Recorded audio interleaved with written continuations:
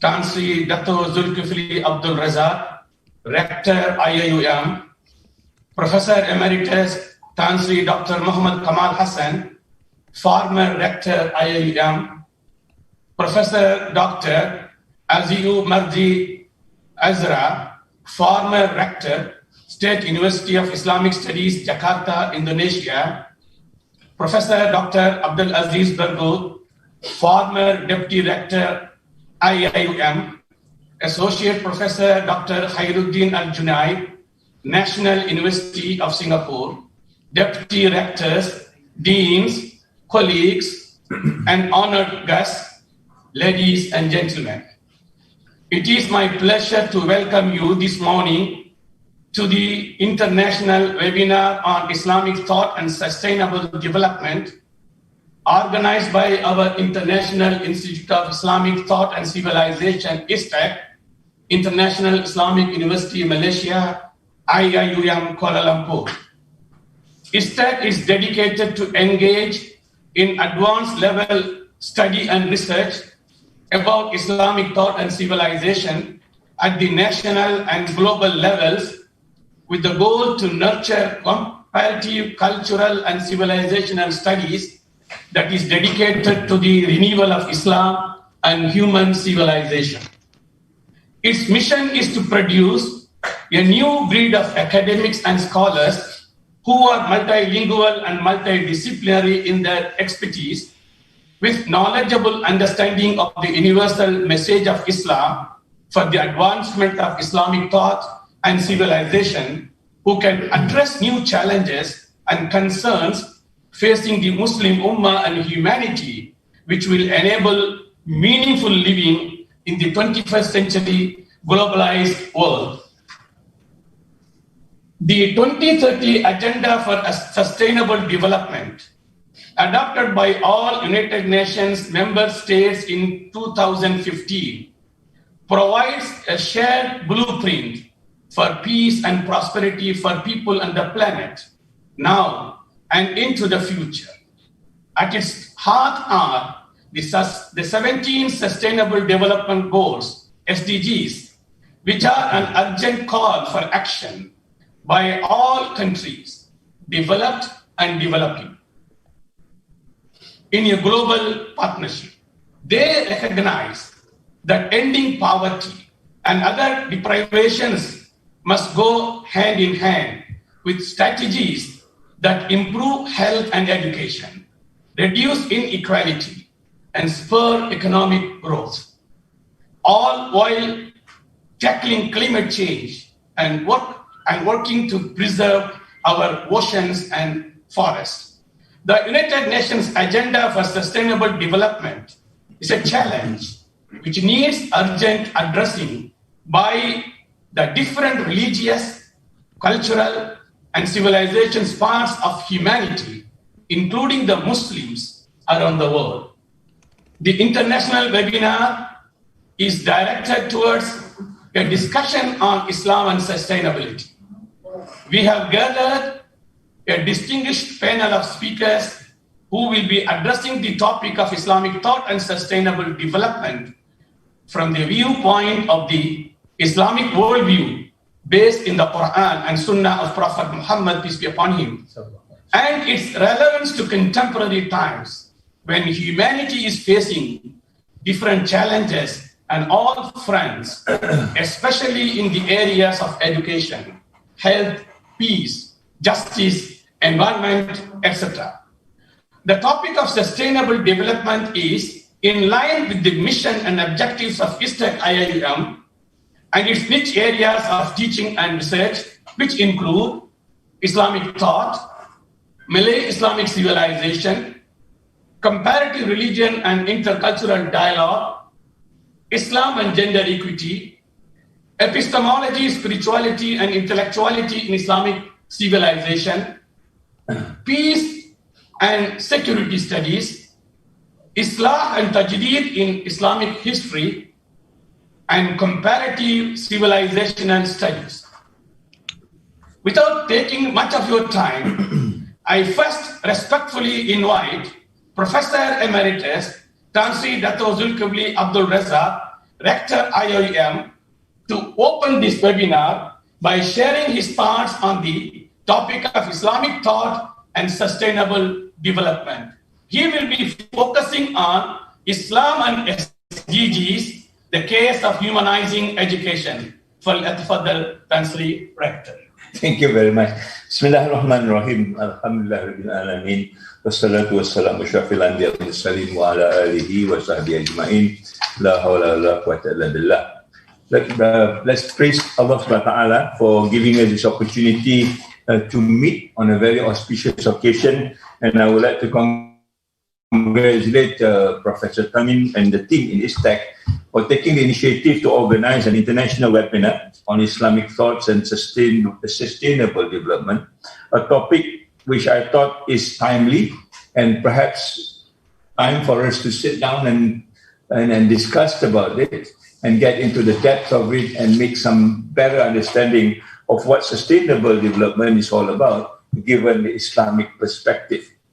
Now, when I look at this the list of panelists, I kind of regret in agreeing to join this panelist. I think I'm the least qualified panel member to talk about Islamic thoughts and sustainable development as such.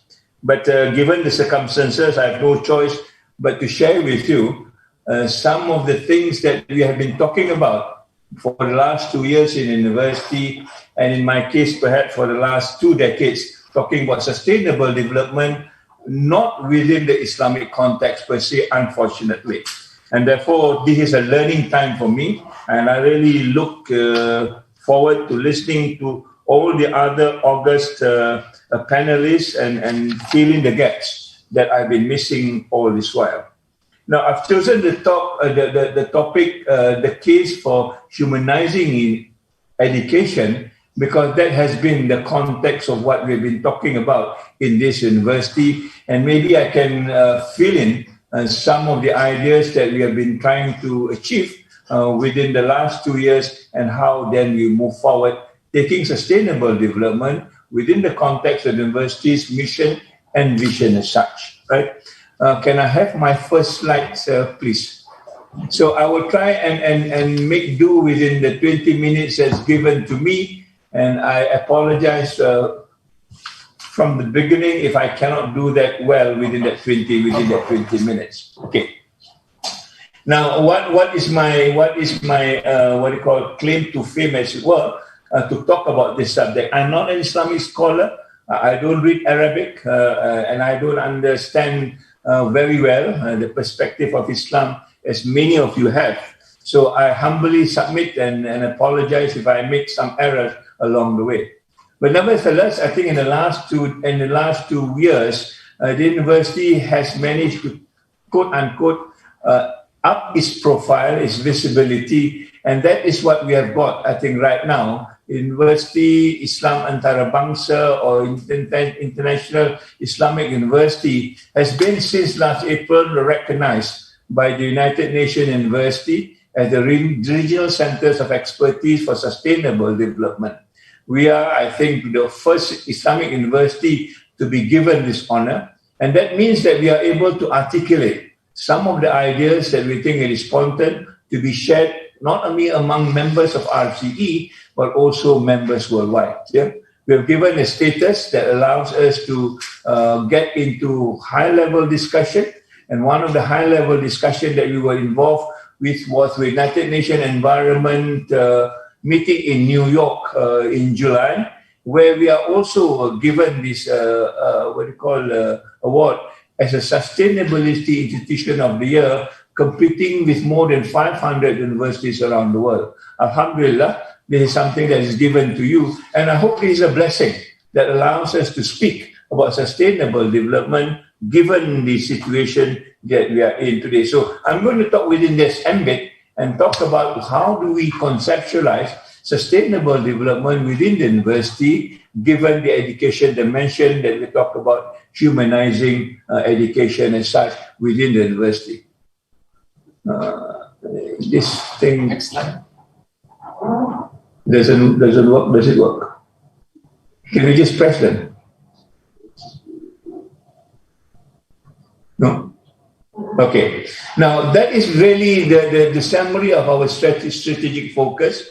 As you can see, we have got 6 strategic focus, beginning with trying to develop or trying to nurture a balanced graduate, right? A balanced graduate, and then coming on right on to how it is relevant worldwide in the context of Rahmatan lil Alamin. Yeah? We use the tagline, humanizing university through Maqasid Ash-Sharia and sustainable development. I hope you take note of this. The sustainable development, as far as we are concerned, go hand in hand with Maqasid Ash-Sharia. It is never alone. It is never on the premise that what was given to us. We have got the liberty of trying to understand sustainable development from the perspective of Islam, particularly on Maqasid Ash-Sharia. And therefore, I would like to elaborate a little bit on this so that we can get a larger perspective. And it goes through the whole rigmarole of balancing not only students, but also staff, creating a situation of well-being, which is now, quote-unquote, the word that we are used under COVID-19. Well-being and wellness is something that we cannot afford to dispense if we want to fight this coronavirus. It means also we need to create values. And what sort of values are we creating? We're creating values of social solidarity, empathy, sympathy, working together as a unified whole, as humanity per se. We can never talk about an individual anymore, or even one community, or even one nation, but yet we need to talk about a holistic human being or human life as such, carrying is what we call the Rahmatan lil Alamin within our context. So that is the summary of what I'm going to talk to you about, and hope it makes sense at the end of the day. Can I have the next slide? Okay, no, that's a patah balik. Okay, I think this one works. Now, this is not a new thing. This is, I think, a journal that was taken maybe 10 years ago, when people are beginning to talk about the future of the earth, the future of the planet, and how do you manage it. I think I want to underline the word manage. How do we manage the situation we are in now, the chaotic situation, particularly given the pandemic coronavirus as well?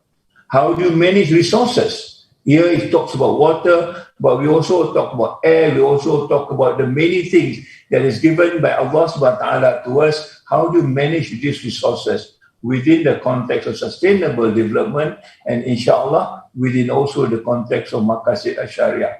So this is not new, but the question is how do you do is perhaps something which is new that we need now to come to the brass tack, and how to manage this on a worldwide platform, as it were. Now, in other words, we are all very vulnerable if we do not manage this well.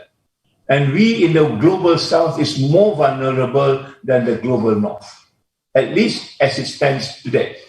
Because they are all prepared, they have got their infrastructure ready, they have got their, knowledge base ready, they have got all the policies ready, unlike many places in the global south, including the many Muslim countries and communities. So I felt it is very important for us to dwell into this. How can we be ready? How can we be prepared at the same time? Even then, with the global north, we say it is prepared, but when the coronavirus hits, we know they are not even as prepared as we think they are. The number of deaths in the United States and UK alone will tell us their preparedness is not the kind of preparedness that we've been thinking about here in the context of big infrastructures, big money, and also big knowledge. It does not add on. At the end of the day, there is something which is missing. And what is that missing piece is something that we want to now find out. And I think the answer perhaps is within the ambit of Islam and the Islamic worldview. Okay? Now, that is on a global perspective. I think all of us can appreciate it. But if you go into a very deeper level of very personal, the sort of discrepancies or discrimination, the way you want to put it, I'm quoting here the former finance minister who used to be the foreign minister of Nigeria at a World Bank meeting somewhere in 2008, maybe 10 years ago. And he made this comparison. The average African lives on $2.30 a day. All right? But the irony is a cattle in Europe draw an average subsidy of $2.20 a day. I mean, I cannot get my head around this. How can the life of a human being and the life of a cattle in Europe is almost at par? The difference of 10 cents. Yeah. Now, this is the kind of discrepancy that we see when we talk about justice, fairness, and equity around the world. We are not only comparing men to men, we are also comparing men to animal, as though the life of a human being is worse than a cattle, or just as good as a cattle. And no wonder now in America, the blacks are still talking about Black Lives Matters. I thought we understand this right from the start, but it doesn't seem so. Where have we gone wrong? If you talk about in terms of education, where have education gone wrong as such that we do not even understand what is going around us? And is the education they are giving them in the context of sustainable development relevant or otherwise? These are questions that's been bothering me for the last decade or so when I took over and become the Vice Chancellor of USM as a science university. What are we doing in this context of disparity, and how do you get to the bottom of this? These are the issues that I think we need to look at. Yeah. Now, before the Sustainable Development Goal was sort of officiated, there was a meeting, and I'm fortunate enough to attend this meeting, which is in Korea, in Incheon, that talks about what's the new vision of education moving forward to the year 2030. Hence, we have the Education 2030 now. And under Sustainable Development Goal 4, we talk about ensuring inclusive and equitable quality education and promote lifelong learning opportunities for all. Not for a few, not for the selected, but for all, including everyone in the world, Muslims or otherwise. Yeah? And it has to be transformative, and it has to be universal. In other words, it is meant for all, that we can share a common platform to go into what we call EFA, Education for All. At that particular time was contextualized on what they call the Millennium Development Goal that started from the year 2000 and end up in the year 2014. All right. So 2015 was trying to explore what else can we do once the Millennium Development Goal expired in 2014. Okay? Now, these are the key things that this World Education Forum talked about. The right to education, equity to education, inclusive education, quality education, which is all not new to us. Yeah? Lifelong education means from womb to tomb. You start talking about education even in the womb, perhaps, right? Until it gets into the tomb. And of course, after you get into your grave, you are still learning something. Right? But there's a new other thing that they also add on that talks about life-wide learning. What is the difference between lifelong learning and life-wide learning? I think many of us have not talked about life-wide learning. We are more familiar with what lifelong learning. Lifelong learning is about the depth of knowledge, okay? Whereas life-wide learning is about the breadth of knowledge. So in other words, I'm a science student. I will not be able to live with just the science knowledge. I need to broaden it. So I need to understand social sciences. I need to understand humanity. I need to understand philosophy. I need to understand religion. I need to understand all the breadth that there is within this world, including indigenous knowledge that is coming on very strongly. It is not just the dominant knowledge that we see in textbooks or in the website. There are other indigenous knowledge that we need to get to, because that is where the whole philosophy of sustainable development started. It doesn't start in Europe. It starts in our community 1,000 years ago. And hence you have words like Kizuna in Japan that talks about sustainable development. You have words like Ubuntu in Africa that also talks about sustainable development. We have words like Nunchi in Korea that talks about sustainable development long before the word sustainable development comes in. And in Malaysia, we thought the word sejahtera is about sustainable development in our cultural context. And therefore, it is a human heritage, a shared human heritage that talks about sustainable development, not necessarily contextualized in the Western form or by United Nations or UNESCO for that matter. And I think this is where the area that we need to inspect and look properly as we move into the sustainable development goal from the Millennium Development Goal for 2015 until 2030. Okay? Now, this is where I thought that we want to bring in humanizing education, some sustainable development with the larger overarching goal of creating peace, saving the planet, dignifying people, creating equitable prosperity, and working in partnership. The 5 P's are the overarching goal of sustainable development. In other words, you cannot work on just one goal. You need to work on all the 17 and how you connect it. Therein lies the challenges. If you talk about education, does education, for example, solve the problem of poverty? Does the education solve the world of being peaceful? Does education solve the world of life underwater? These are questions that was never asked before.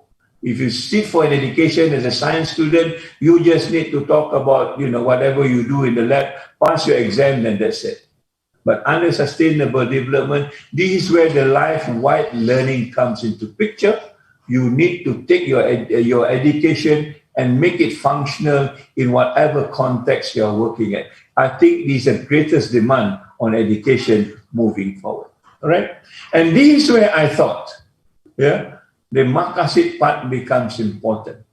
How do maqasid plays a role? Because at the end of the day, maqasid, I think, embraces all the 17 goals. You take any of these goals, for example, you take number 1, poverty, then what does it do? I think it relates to life. You cannot have life when there are poor people around.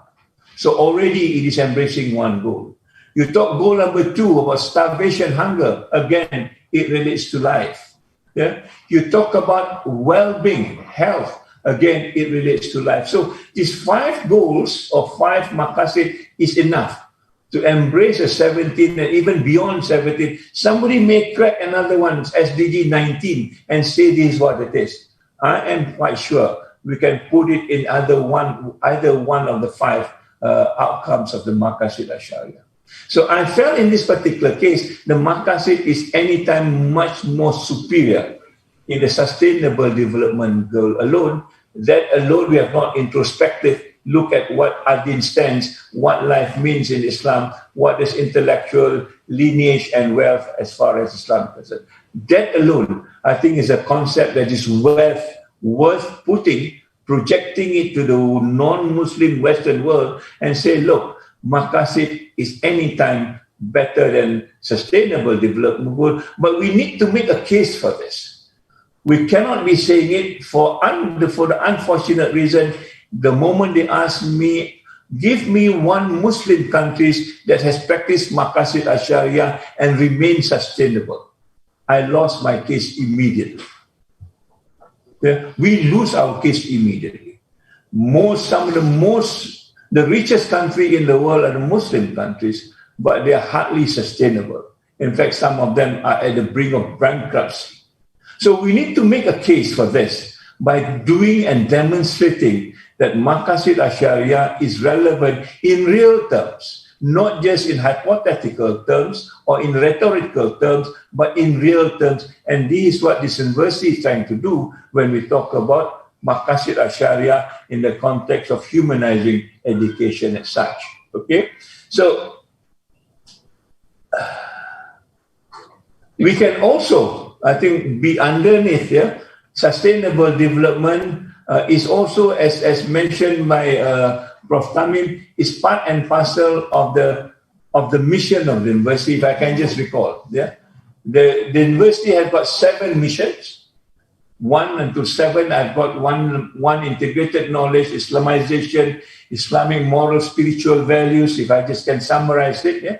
Number 5 is about international community. Number 6 is about intercultural understanding. Number 7 is about commitment to a deep sense of social responsibility. And number 2 is about sustainable development. It has been there since 1995. Thank you to Professor Emeritus Tan Sri Kamal Hassan, who was then the visionary rector who put this in. Yeah? Not only number 2 talks about sustainable development, if you go down the list, sustainable development must take on integrated knowledge. The wildlife learning that I talked to you about. Yeah? It has to do with international community. You cannot talk about sustainable development and remain where you are without acknowledging the international community. You need to talk about intercultural understanding before you can understand sustainable development. As I mentioned, what is Ikigai and Ubuntu and Nunchi is all about in a different cultural context. Where does Sejahtera falls into this?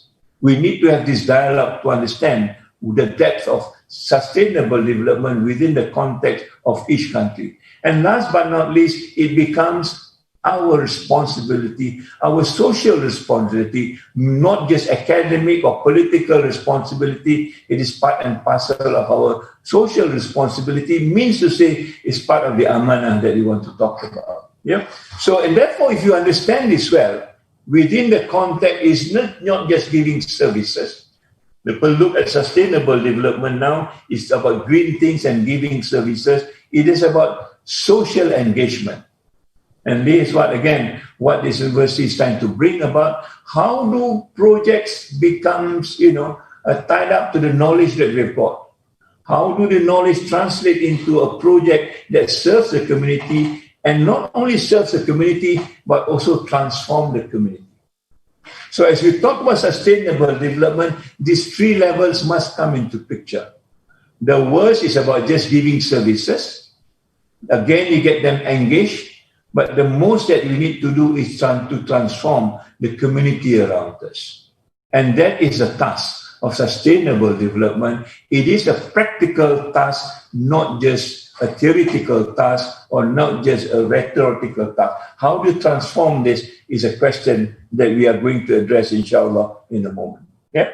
So if we factor in sustainable development, Maqasid Sharia, I understand Maqasid Sharia in a very shallow way.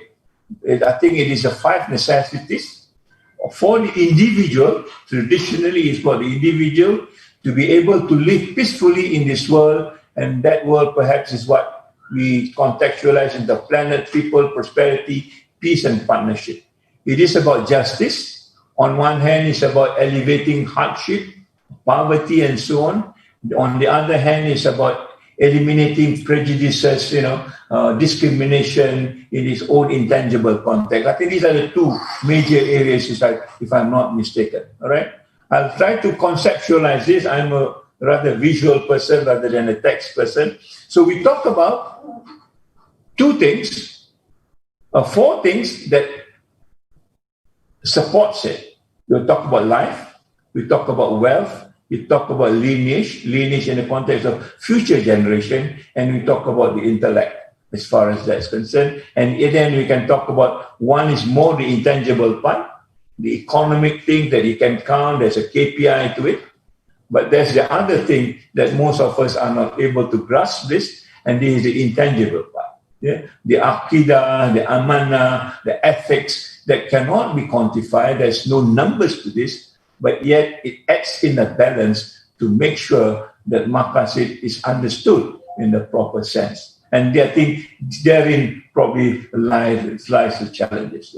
So if you take this on, all right, and you try to understand this, then I begin to look at, when you talk about the maqasid, you probably will address the question of peace within the human being and his community. You are beginning to address the relationship between people to people. You're beginning to address issues of equality, perhaps, in terms of prosperity and so on and so forth. Yeah. But where are the rest when we talk about sustainable development? We will talk about other dimensions at the same time. Yeah. So, for example, when we talk about climate change, how do maqasid fit into this? Where in the elements of maqasid that talks about climate change, global warming per se? It may be there, but we have not articulated it. I think it's time to articulate. So in other words, when we look at the 5 P's, where is planet in maqasid? Where is partnership in maqasid? And where is the rest of the thing in maqasid? And this is where I think our task needs to be to add on to make sure that the understanding of maqasid becomes a holistic understanding rather than an individual, traditional, conventional way of understanding it the way I am made to understand earlier, right? So if you were to expand this whole idea of maqasid, then I would like to change the definition a little bit. It's the 5 necessities for humanity to be able to live at peace with this world and beyond. So we talk about the 5 P's, yes, but we also need to talk about rahmatan lil alamin, that talks about not just life of the human person, we also want to talk life of other species. We also want to talk life of the non-Muslim rather than just Muslims per se. Yeah. When you talk about lineage, you're not going to talk about our generations, we're going to talk about intergenerations from many, many generations to come. And therefore, we talk about 2 decades, 3 decades, not just a planning of 5 years or 10 years, but in terms of decades, because that is where I think the intergenerational understanding is all about. Already now, when we talk about the post-COVID, we will not be able to understand it until we project it 20 years from now, what sort of world we are going to face, the so-called new normal. Yeah? So when we talk about wealth, we want to talk about resources that God has given us, not just the material wealth that God, our car, our house, our handphones, but we also want to talk about the water, the air, the soil, yeah, the trees and things like that around us. And finally, when you talk about intellect, it's not just about the mind, it's also about the heart and the spirit at the same time. So as we broaden this idea of maqasid, within the definition or within the understanding of sustainable development, we will have a different kind of a canvas. The future canvas for maqasid and education will be, I hope to explain it in the context of a balanced lifestyle. The moderation, the wasatiyah, whatever you want to call it, but at the end of the day, there's a lifestyle that we need to have when we have sustainable development, of course, with the maqasid understanding. The way I understand it, I apologize if I'm wrong, right? But if you look at education today, this is what education is, very compartmentalized. If you talk about economy, it must be industrialist. If you talk about ecology, probably is activist. If you talk about STEM, is a scientist. Citizens, maybe culture, whatever. I'm just doing this in a kind of a very, segmented way, all right? But clearly, when you talk about sustainable development, this compartmentalization, as we talk about life-wide learning, do not apply anymore. So we need to disrupt this, right? Remove the compartmentalization and build another way of organizing knowledge in a non-structured way. And this is what we call the transdisciplinary understanding. Yeah? And therefore, we talk about the maqasid in that kind of a context. It's no longer, life could be economics, life could be science, life could be culture, life could be anything. And everything must fall into that. Similarly, the questions of intellect, yeah, not just scientific thinking, also philosophical thinking, cultural thinking, all the rest of it, I think will go into this dimension of maqasid that we talked about, with one other addition, and that is, I think, where we talk about our own spirituality, our own moral values. That is the heart of all things. And that is where I think the addition that we need to add when we talk about maqasid al-Sharia and humanizing university within this particular context, where the ummah comes first. We become number 2. The ummah needs to survive. If the ummah survive, we will survive. If we survive, doesn't mean the ummah will survive. And I think the equation needs to be turned the other way around. How do we then put the ummah first so that we can be part and parcel of that participant? I'm trying to summarize this very complicated thing. I don't know whether I will complicate this again. Yeah, but I want to look at the knowledge structure that we have got now. The knowledge structure is working within a knowledge space, something that we know within the knowledge space, something that we do not know within the knowledge space, which is out of the boundaries. All right? But knowledge needs to expand, and knowledge often expands when we meet with problems. Knowledge normally expands when we are curious about certain things. Yeah? And there is now what we call this cycle of knowledge transformation, which this university is trying to create, what we call the whole institution transformation. And that is a kind of a place where we look at cutting edge sort of issues.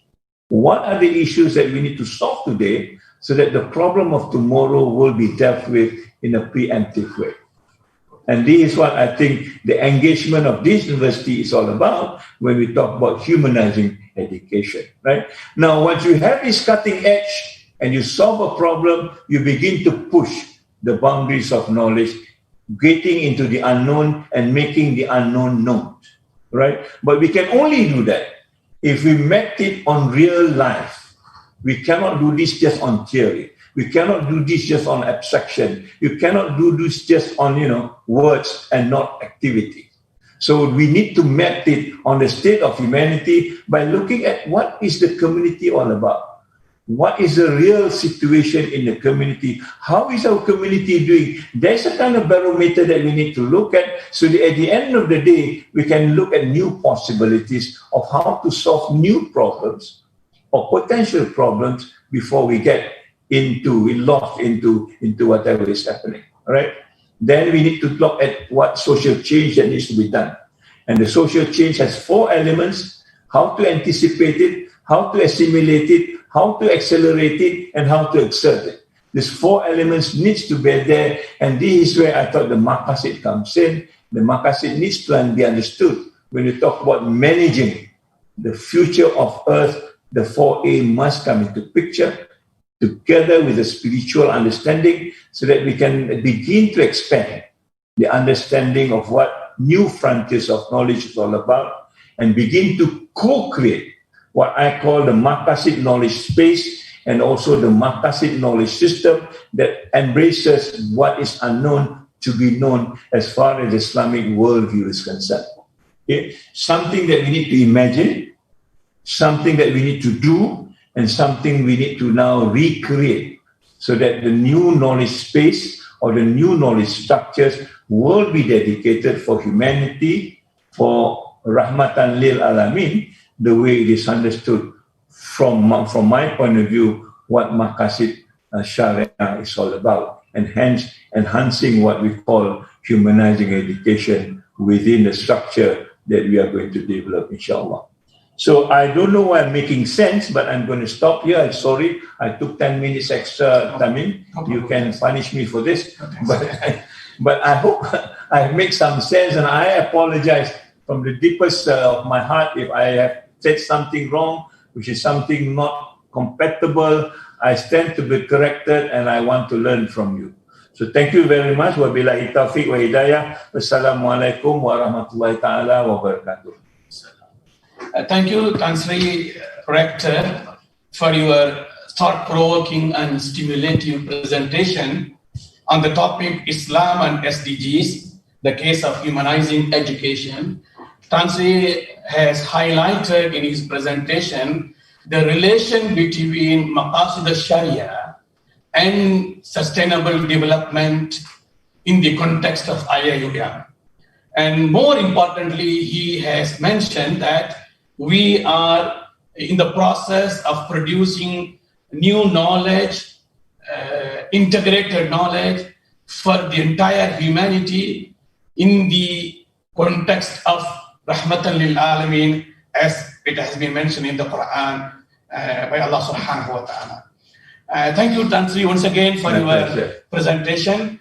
With your permission, I now move on to our next panelist, Professor Emeritus Tan Sri Dr. Muhammad Kamal Hassan, former rector of IIUM. Born in 1942, Professor Emeritus Muhammad Kamal Hassan obtained his BA honors from University of Malaya in 1966 and his MA, MPhil and PhD from Columbia University in New York in 1970, 1973 and 1976 respectively. He was appointed as the third rector of the International Islamic University in Malaysia, IIUM, and served as first holder of the Malaysia Chair for Islam in Southeast Asia at the Center for Muslim-Christian Understanding, Georgetown University, Washington, D.C. from 1997 to 1999, where he taught 2 postgraduate courses.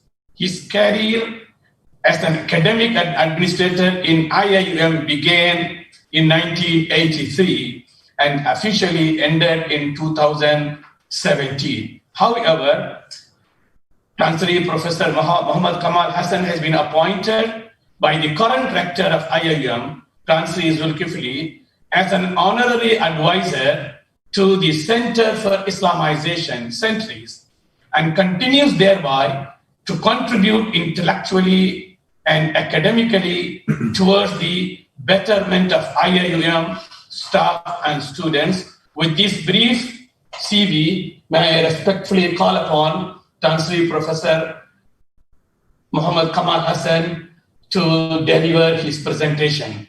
فليتفضل Chancellor Professor.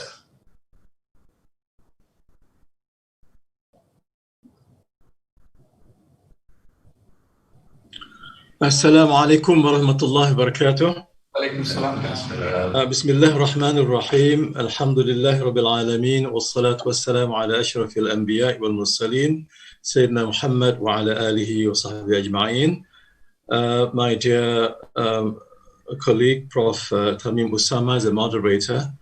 Our dear rector, Chancellor Zulkifli Abdul RAZAK.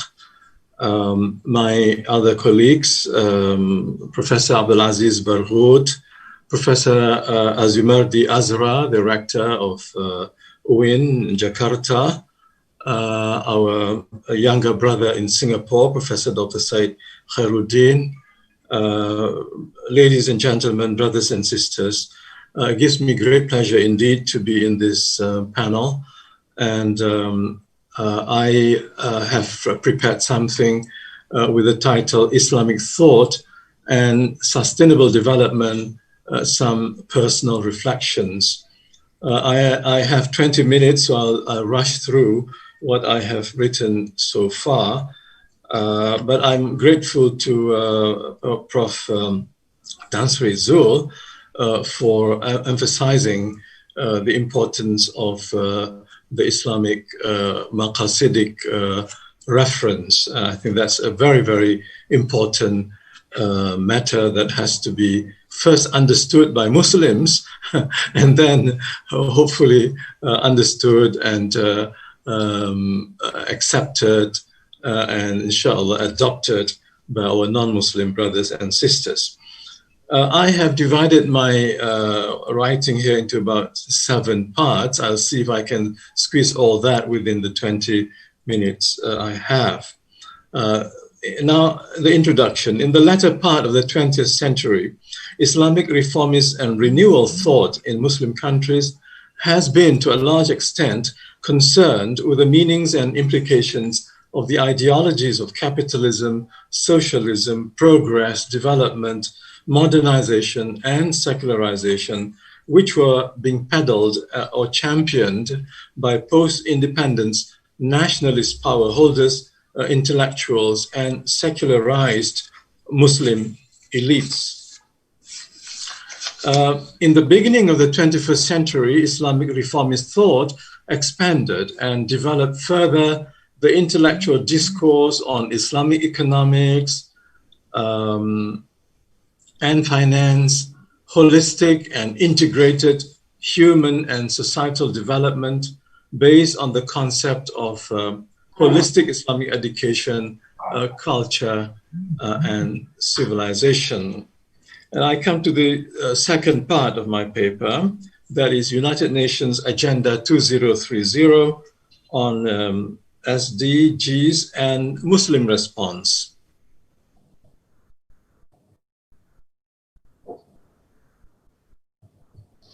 You need to unmute that, Prof. I'm so sorry. So thank you very much. The UN Agenda 2030, adopted by United Nations in 2015 and endorsed by all Muslim countries, alhamdulillah, including Malaysia, has generated generally positive response from Muslim scholars and institutions, albeit with some reservations with regard to the underlying metaphysical assumptions and some specific points. And one specific point relates to goal number 5, which is, entitled gender equality. I think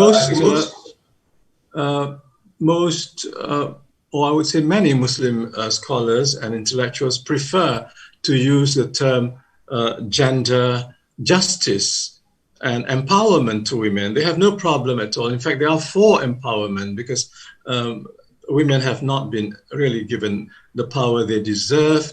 And of course, all the oppressive treatment by male counterparts in Muslim and non-Muslim countries, something that all Muslim intellectuals are against. But equality and justice have two different meanings, and they prefer the term gender justice.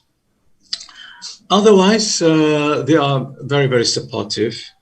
Then I would go to the definition of sustainable development, as we all know from the 1988 Brundtland's Commission, stating that SD means development that meets the needs of the present without compromising the ability of future generations to meet their own needs. Now, I would like to offer humbly a fuller definition and connotations of SD that is in consonance with the Islamic monotheistic worldview of man, nature, and life, and the world in the following 3 paragraphs. I must apologize to Prof. Zul. This is all going to be very, very abstract, theoretical, because that's where I belong. I'm not a man on the ground like your good self. So, but we need to blend this realistic and idealistic dimension, the yin and yang. Tan Sri Zul represents yin. I hope I represent yang, and we are actually together. Okay, the first paragraph is sustainable development is a holistic. This is my humble definition. It's quite long. It's three paragraphs. Sustainable development is a holistic and multidimensional development effort that fulfills justly and ethically the needs, the spiritual being the most fundamental of human needs, of the present, without compromising the opportunities and abilities of future generations to meet their needs in accordance with the commandments, principles, and values given by the one and only creator, God, master, provider, administrator, and sustainer of the whole cosmos to mankind as his servants, who he has appointed to be his intellectually equipped and trustworthy vicegerents and moral stewards of his planet Earth, as well as a natural environment.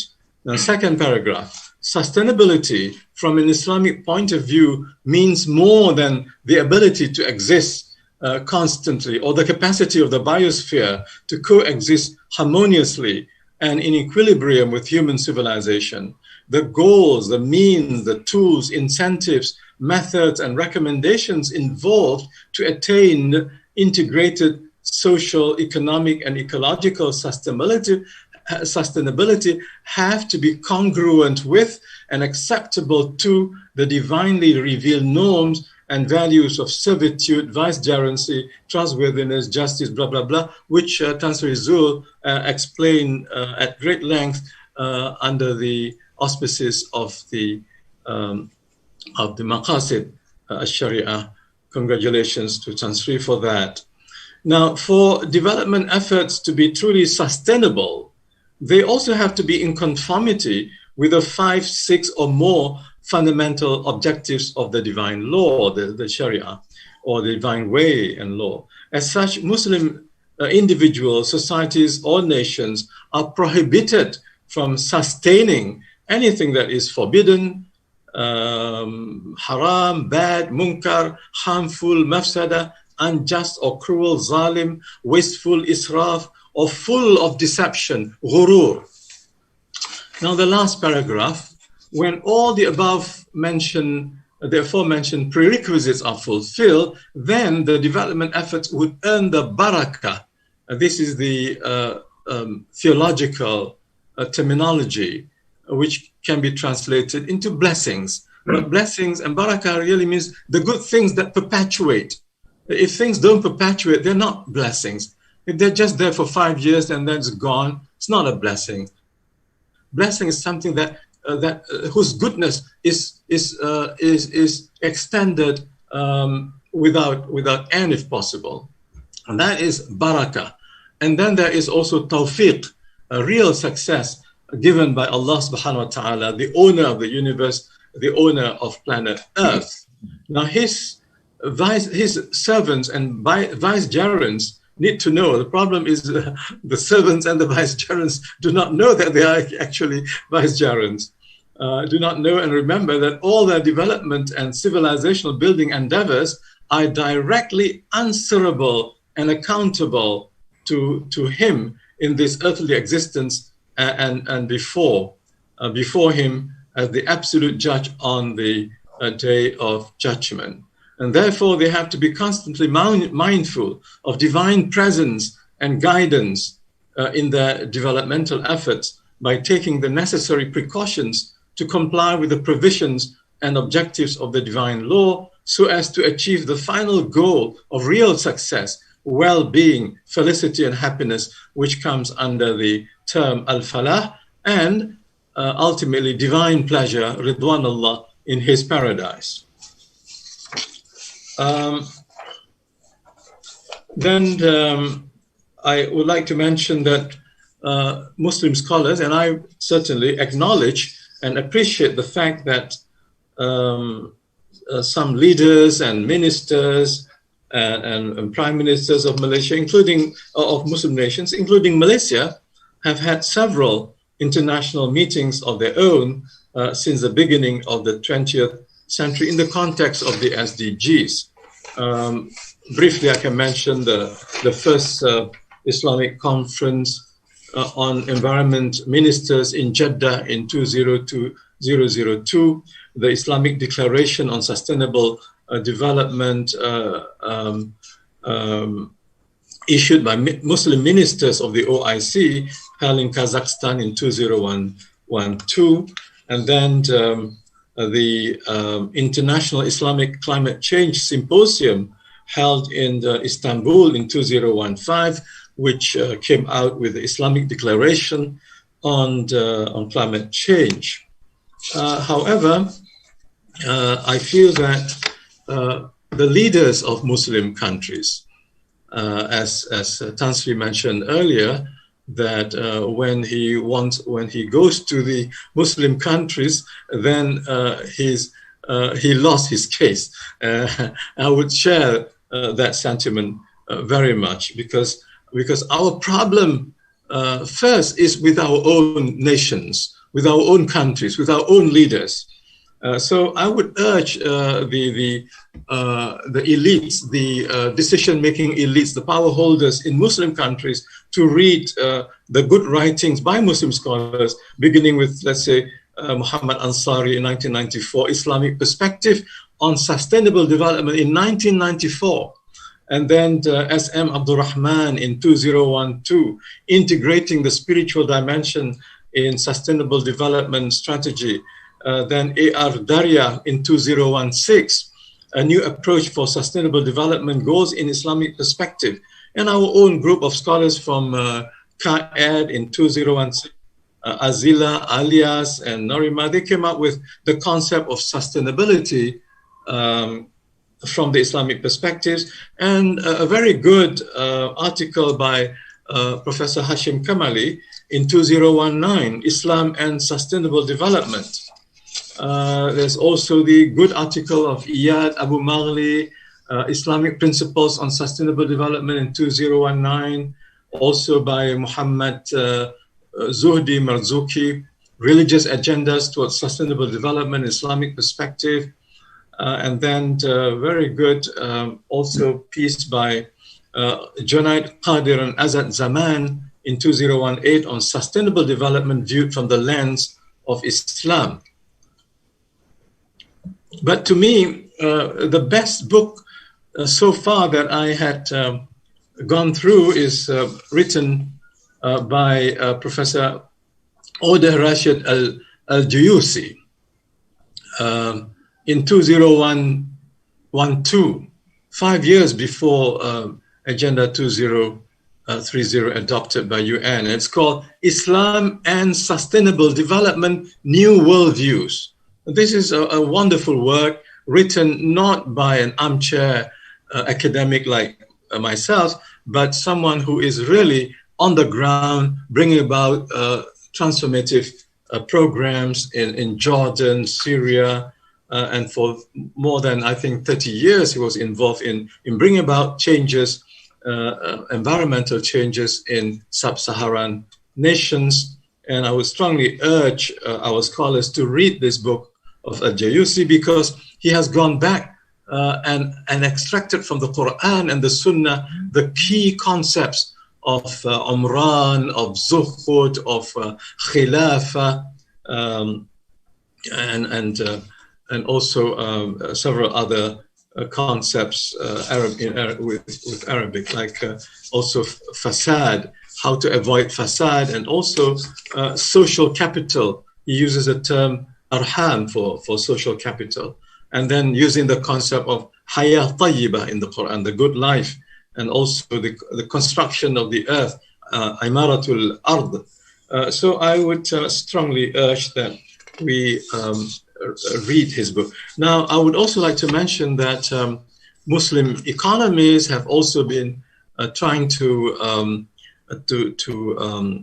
relate the great potential of Islamic finance and banking to overcome some of the to reach the goals of SDGs. And one can add the potential of waqf and sadaqah, you know, as those of the Islamic tools to bring about the SDGs in line with Islamic worldview.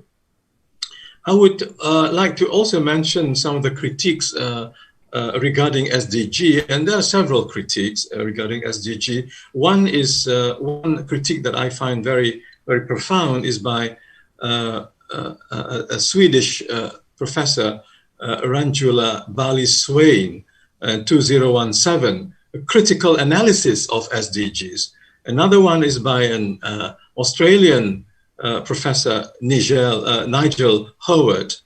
I think I don't want to go into the critiques because I would like to just be concerned with the positive part and then the need for the Islamic perspective to be, you know, to reformulate the idea and not just to cut and paste or just, you know, meddling with some aspects of SDGs. I think the better Islamic approach is to look at all this issue of the Quran. So the Quranic paradigm of development acknowledges the creator sustainer as the owner and master of human beings, cosmos and nature, and defines the meaning of sustainability of the environment, planet Earth, and human civilization, which is not the same or congruent with the secular or agnostic or atheistic paradigms of contemporary societies, nations, businesses, and civil societies. Now, I would like to say that the most glaring omission and weakness of the SDGs, in my humble view, is the absence of recognition of the importance of spiritual dimension and meaning of human life, the world, and nature. We believe that the acknowledgement of spirituality and religious values in sustainable development should be made the philosophical or physical, a metaphysical foundation of SDGs. We propose that different religious or faith communities should be allowed to define the meaning of spirituality or the religious dimensions in accordance with their own religious beliefs or worldviews. The Buddhists can have their own, understanding and formulation of spirituality from a Buddhist worldview, which does not include theism. Viewing and analyzing the unprecedented crisis and the seriousness of the peril, the world and the whole planet Earth, since the beginning of the 20th century, from the worldview of the Quran, Islamic reformist thought argues for a fundamental re-examination of the secular, humanistic, agnostic, materialistic, naturalistic, mechanistic, utilitarian, or capitalist worldviews which underpin the dominant ideology of development and progress, notwithstanding the important critical contributions of economists such as Amartya Sen and the critical analysis of so-called heterodox economists regarding poverty, development, and equality. I hope Prof. THAMEEM, as the moderator, would alert me as soon as I have only 5 minutes left, so that I can rush through. Prof. THAMEEM, are you there?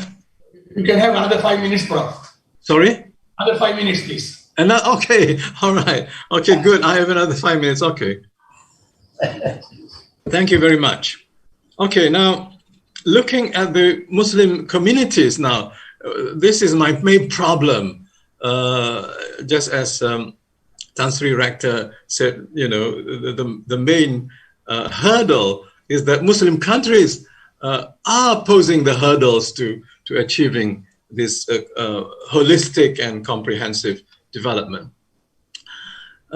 Looking at Muslim communities and nation states, we have to admit that they have contributed a great share of the emergence of global crisis, not by denial of the existence or presence of God, but by the failure of the political, social, and professional leaders and elites to live by the worldview of the Quran. Second, their failure to lead or to inspire the masses on the basis of good governance, good management, good character, or good holistic education. The entrenched culture of abuse of power, status, authority, bribery, fraud and corruption, cronyism, collusion, and now kleptocracy in political, business, and dimensions, and the lower standards of education, scientific knowledge, and research have become the way of life of many Muslim countries. Not Islam as the way of life, but these, entrenched culture of abuse of power and corruption is the way of life of many Muslim countries and the way of life of many Muslim leaders, plus political and economic hypocrisy.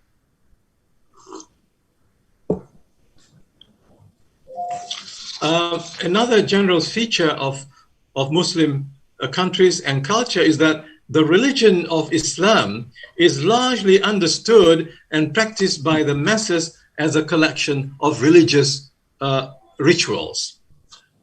And therefore, spirituality is also misunderstood and is also only tied to certain people with certain, features, physical features, and those people are able to work out some magic stuff, and then that's where the core of spirituality resides according to the masses. In our proposition that spirituality becomes the metaphysical foundation of the SDGs, that's of course my personal stand, we appeal first to all the 57 member states of OIC to implement it. Because as Muslim countries, that is to say, to bring spirituality as a basis of nation states' development strategies, because as Muslim countries and nations, they ought to provide the examples of the Islamic spiritual paradigm of sustainable development, Unfortunately, most Muslim countries do not represent the true teachings of Islam, let alone understand the Islamic perspective of development. Muslim political leaders and decision makers should be reminded that in the worldview of absolute and uncompromising monotheism of the Quran, the doctrine of the hereafter, al-akhirah, is the second most important. Sorry? Okay. Is the second most important doctrinal belief in Islam. And I come to the last sentence. It is only on the day of judgment. Oh, sorry. My last sentence is going to be in the conclusion, and I'm coming to the conclusion part of it. But before that, I wrote something about the responsibility of Muslim nationalist leaders to seek guidance from divine revelation. Then I come to the debate on the imminent collapse of modern contemporary. This is one area of the debate where I'm not going to discuss now, but Islamic thought will have to address this debate on the imminent collapse of modern civilization, despite the SDGs and what have you. And some of them are already predicting by 2050, modern civilization will collapse. But we, IIUM, we want to go beyond that to 2077. So hopefully we'll survive the collapse. In the conclusion, in light of the religious worldview of Islamic monotheism and its theomorphic conception of man, Islamic reformist and transformationist thought has always regarded the spiritual ethical dimensions of holistic, integrated and balanced educational and civilizational development as the most crucial dimensions of real well-being, real growth, and real progress of mankind. Of course, this is also implied and embedded in the 7 mission statements of IIUM. But its greatest challenge today is to how to induce and persuade Western-oriented Muslim political leaders and conventional-minded Muslim elites to switch to the Islamic paradigm of holistic, comprehensive, balanced, and integrated development of human beings. Perhaps one of the positive lessons of COVID-19 pandemic to Muslim nationalist leaders is the necessity, nay, urgency, to be intellectually, economically, politically, technologically, and culturally liberated from the spiritually bankrupt systems and secularist mental frames of soulless, homocentric modernity and the delusions, ghurur, of so-called progress or development. Thank you very much. Assalamu alaikum. Thank you very much,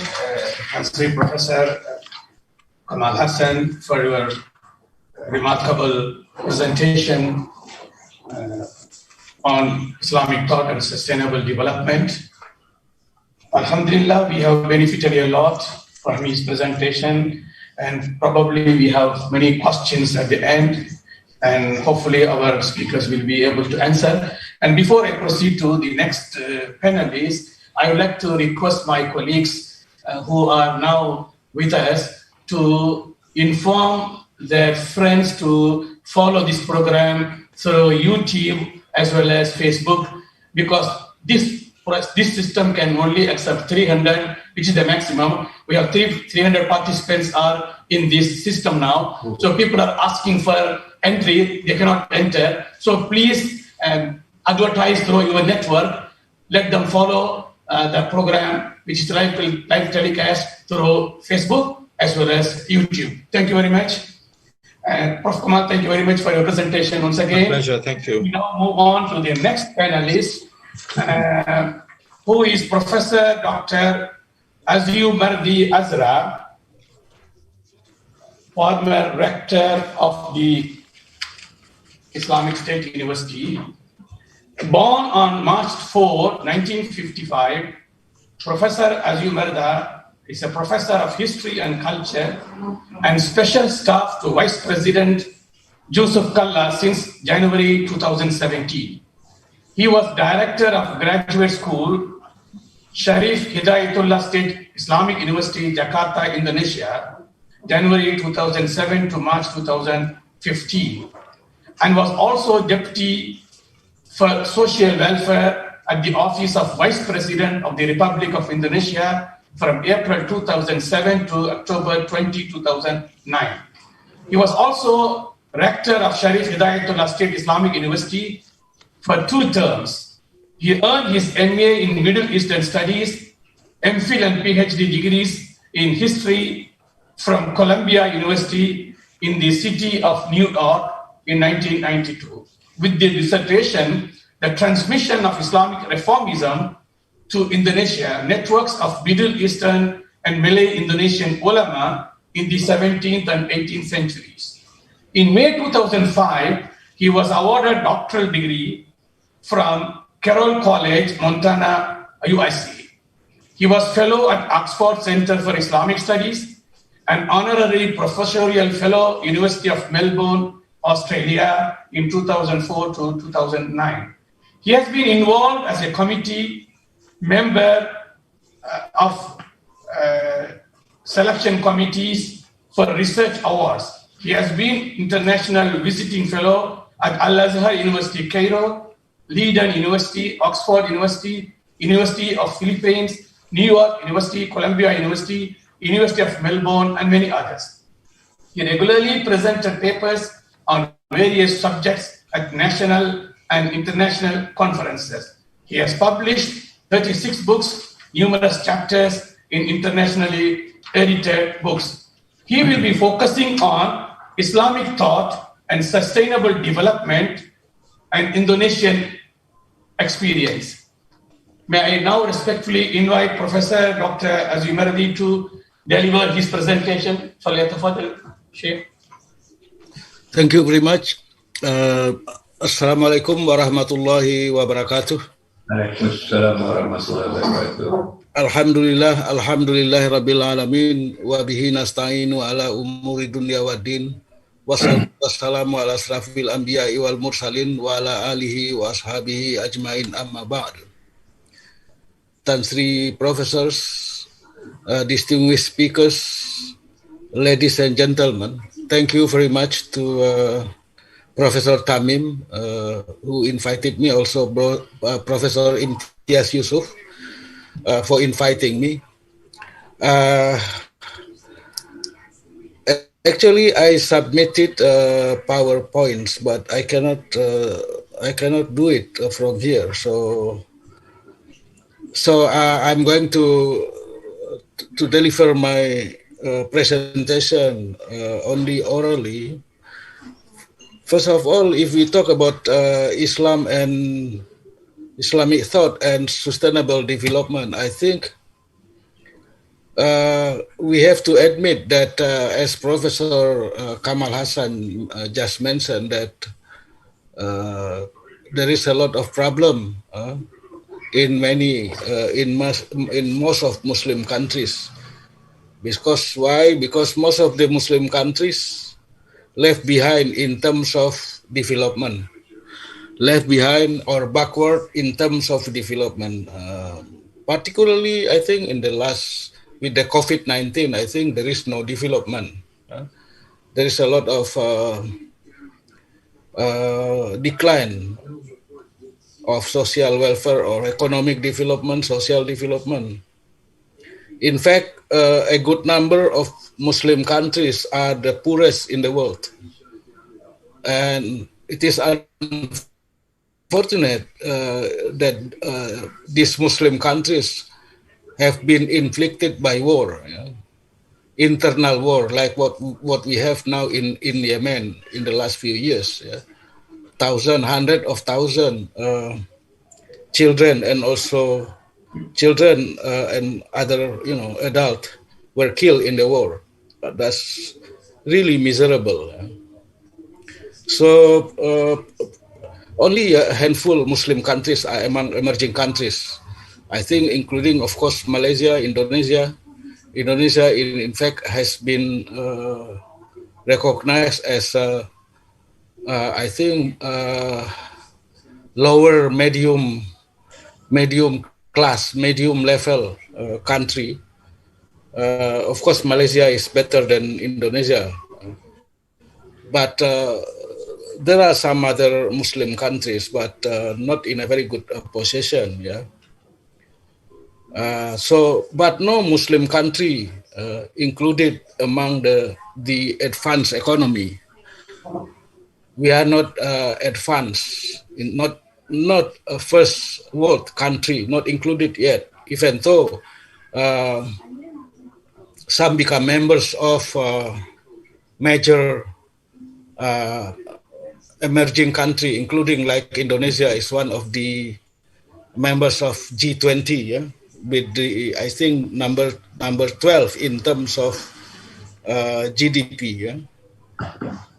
And in fact, some of the so-called rich Muslim countries in the Middle East are too dependent on oil and gas. There is no diversification of economy. So this is what we have in the Middle East. In fact, some of these countries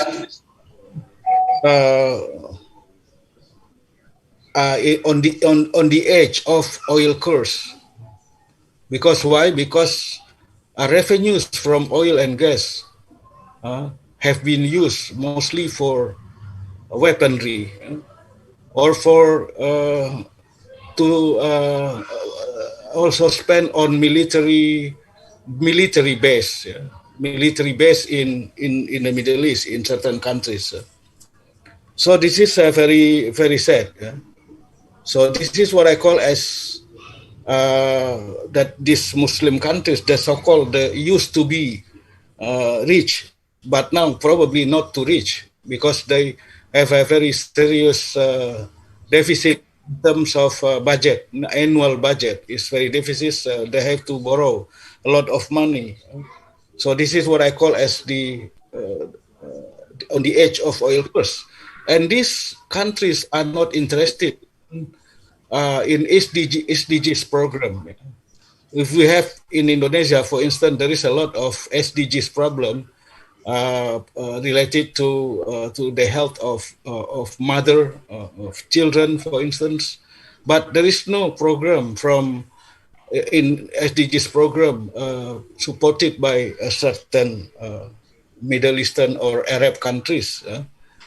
They are mostly interested in buying up, favorite football team, soccer team in Europe, like Manchester City or PSG or other, or building probably high-rise building in Dubai or in Abu Dhabi or even also in Saudi Arabia. So this is a very very sad. Yeah. Now, if we talk about under development that Islamic countries are behind, and then there are some causes of underdevelopment. The first one, of course, continuing internal conflicts in one single country or between or among group of Muslim countries. This is what we have now in much of Middle East. You can see this conflict in the Yemen or in Syria, in Iraq or in Libya, and to some extent also in Egypt. So this is very sad. How could you have a program, economic and social program, social development, if you are busy with conflict? And then the second is continuing authoritarianism in many countries, giving no room for civil society to play its role in development. Yeah. So this is what we have. The third page, please. So authoritarianism. Yeah. Authoritarianism in many of Muslim countries. And then also strong political, tribal, and religious sectarianism within one particular country and between several countries. In Indonesia, for instance, there have been conflicts among those who supported Wahhabism versus those who support because Indonesia is different from Malaysia. In Indonesia, Shiism is not banned, it's not considered deviant by the country, by the government. So, but we have pro-CE leaders and also pro-Wahhabi leaders, some leaders, even though the number is pretty small, but they create a lot of problem. They create actually a proxy war in several places in Indonesia, even though I think it's quite some time ago, probably 5 or 6 years ago, in Madura and also in East Java. There is some kind of proxy war between pro-CE, pro-Wahhabi group and pro-CE groups in the country, in Indonesia. So next page, please.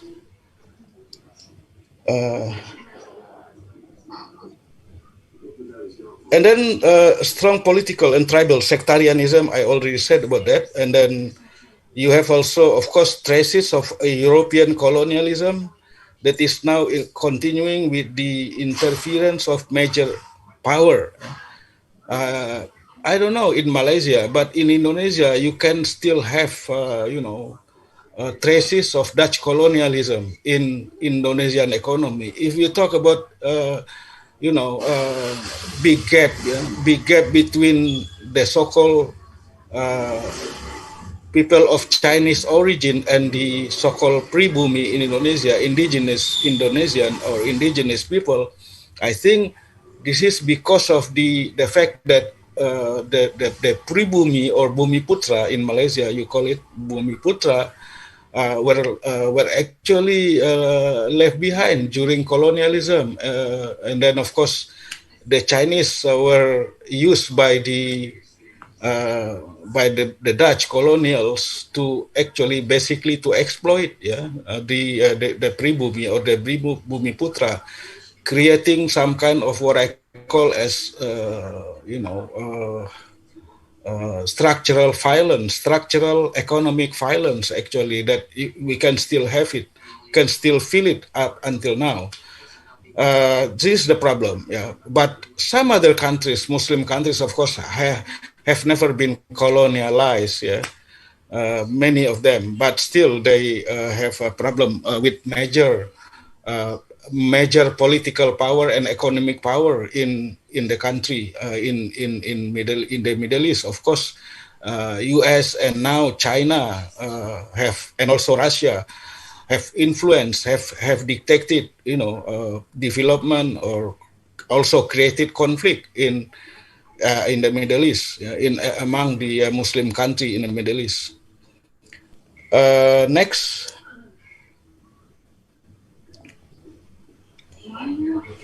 Next, please.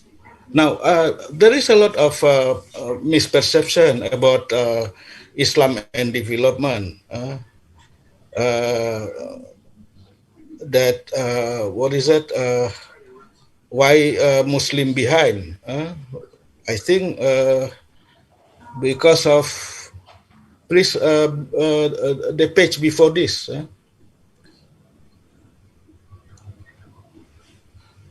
Certain teachings of Islam regarded as obstacle to development, including of course some Muslim also believe that certain teaching of Islam is regarded as obstacle to development. So we need, I think, we need to reform this kind of understanding among Muslim, or we need to to clear this perception among the people, among outsiders.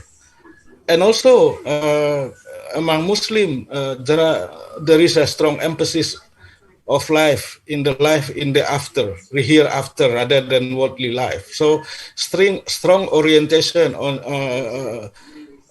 to hereafter. If we attend, Jum'ah khutbah, many khutbahs during Jum'ah prayer.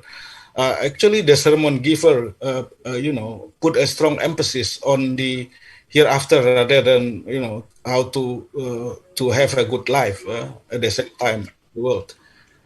And then also we have the predominant theology of predestination of Ash'arite, Jabariyah, Ash'ariyah and Jabariyah. And many Muslims are opposed to a more rational theology like Mu'tazilah. In fact, Mu'tazilah is considered as deviant teaching of Islamic theology. And then people also talk about the strong influence of tasawwuf or Sufism with strong orientation of asceticism. Yeah? Of course, not all of this, not all tasawwuf, bring Muslim to asceticism. Yeah, but in my study, we can also find what I call as neo-Sufism. Yeah. Sufism that is very active rather than passive, in worldly life. And then people also talk about low work ethic to pursue better worldly life. I already mentioned earlier. I think this is also related. And then much spending on religious obligations such as obligatory alms or zakah, Hajj pilgrimage that inhibit accumulation of capital or wealth. And that, of course, there is a lot of discussion about this, about whether paying zakah or doing Hajj pilgrimage will inhibit economic development. I don't think that this is really true. And next.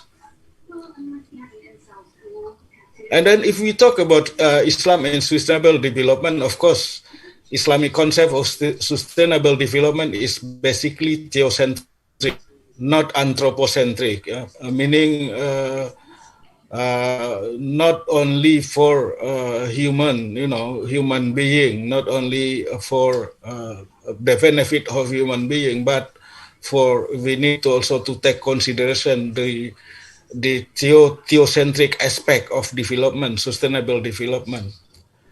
And this is because why human being was created as vicegerent or Khalifah on earth in order to develop it to achieve prosperity. Inni ja'ilum fil ardi Khalifah. This is about the creation of Khalifah, human being as Khalifah to create prosperity. But at the same time, human being is created to perform ibadah. Worshipping Allah through obligatory rituals, ibadah mahdoh, and good deeds or amal salih in all aspects of daily life. This is the problem also among Muslims. There is some kind of separation between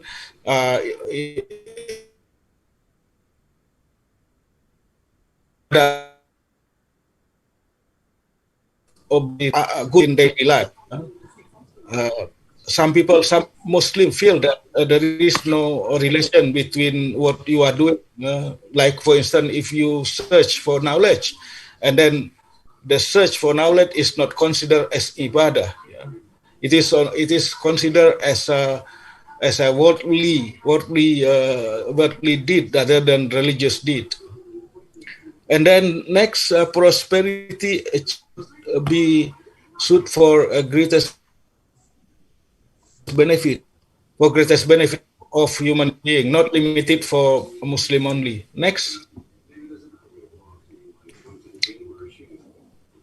please. Now, development should create balance in economy, social, and before you have to return to the. Please return to previous slide. Yes, should create balance in economy, social, environment, and then of course overcoming imbalance and equality. This is also a problem in many Muslim countries, including of course Indonesia. In Indonesia, Gini ratio is very high. Economic imbalance in Indonesia is very high. I think third only after Russia and Thailand. So it's really really a problem, serious problem about this. And then all natural resources are provided by Allah for benefit of all human beings. All benefit, using it for destruction, for israf or fasad, creating fasad. Not only fasad in human life, but also in environment, like what we see now in the Yemen or also in Libya, for instance. All natural resources and revenues coming from them should be used to create equality and justice among people. And then development should preserve environment and ecosystem in order to sustain the decent life of human being. Next, I think I'm almost finished with that. I think so. What we need now, with this all very serious problem, I think Professor Kamal Hassan has already mentioned about the need for political reform, the need for social, the need for the reform of Islamic thought. And also the need for reform for Islamic practices. We are always behind in terms of Islamicity. If we relate this to SDGs, this is very sad. For instance, the highest ranking of Islamicity not in Muslim countries, among Muslim countries, but in fact countries like New Zealand or Scandinavian or Japan, in terms of, let's say, for the respect for environment, cleanliness of environment, protection of environment or something like that. So this is related to what I said before about the separation between the mosque and mosque and market. We pray in the mosque, but we forget Allah when we are in the mosque, when we are probably on the bank of river. We throw all of the all the garbage to the river, particularly in Indonesia. I don't know in Malaysia, but I'm sure in Malaysia you have a cleaner river. But in Indonesia, in Jakarta, for instance, people throw away all the garbage to the river. I believe that most of these people are Muslim because absolute majority of Indonesian population is Muslim. So it can be expected that the people who are responsible for throwing all this garbage to the river are Muslim. So this is very sad. So we need multi-level reform, from Islamic thought to Islamic practices to political and also to economic. I think I should stop here. Thank you very much. Assalamualaikum warahmatullahi wabarakatuh. Thank you, Professor, for your enlightened presentation on Islam and sustainable development from the Indonesian perspective. You have quoted a number of Quranic verses supporting individual SDG goals. Inshallah, we come to the next speaker, who is Associate Professor Dr. KHAIRUDIN ALJUNIED. No, Aziz? He requested. Dr. KHAIRUDIN Junaid is an Associate Professor at the National University of Singapore and Senior Fellow, previously Malaysia Chair of Islam in Southeast Asia at the Al-Walid Center for Muslim-Christian Understanding, Georgetown University. He is the author of a number of books. Among the recent ones are Colonialism, Violence and Muslims in Southeast Asia, the Maria Hertog Controversy and its Aftermath, published by Routledge in 2009, Radicals, Resistance and Protest in Colonial Malaya, published by Northern Illinois University Press in 2016. Muslim Cosmopolitanism, Southeast Asian Islam in Comparative Perspective, published by Edinburgh University Press. Hamka and Islam, Cosmopolitan Reform in Malaya World, Cornell University Press in 2018, and Islam in Malaya and Entwin History, published by Oxford University Press in 2019. His research covers topics such as religious cosmopolitanism, social movements, and intellectual history. He is currently writing his new book entitled Shapers of Islam in Southeast Asia, which will be published by Oxford University Press, New York in 2021. With this, may I respectfully invite Associate Professor Dr. KHAIRUDIN ALJUNIED, and he will be delivering his presentation on 5 Muslim minds for sustainable future. فليتفضل Professor.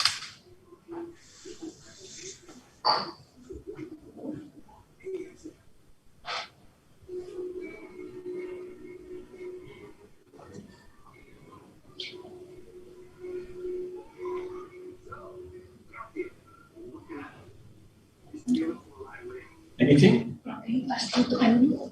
Perhaps he's unmute. Yes, yes. He unmute. Perhaps you can ask him to unmute.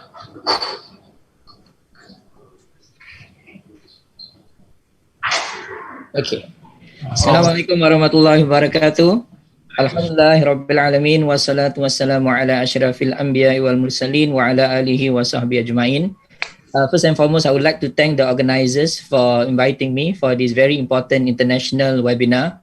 I am probably the youngest in the lot, and a friend of mine highlighted to me that not only am I 20 years younger than all of the speakers of this session, I'm not even a full professor, and I'm not even a rector before of any university. So I am currently basically side by side, hoping to stand on the shoulders of giants. And it is an honor to be part and parcel of this session. And also, I'm sorry to say that I am going first than Professor ABDULAZIZ, and I think he deserves actually to be the speaker before me. Please forgive me for going first, Prof. I hope that little sharing that I'm going to do today will benefit all of the participants that are listening in. What I'm going to talk about is somewhat and will echo some of the issues that have been brought up by Professor Kamal Hassan and also Professor AZYUMARDI AZRA. And I'm sure Professor ABDULAZIZ will also speak about some of these issues. We have heard a lot about the problems of sustainable development in the Muslim world.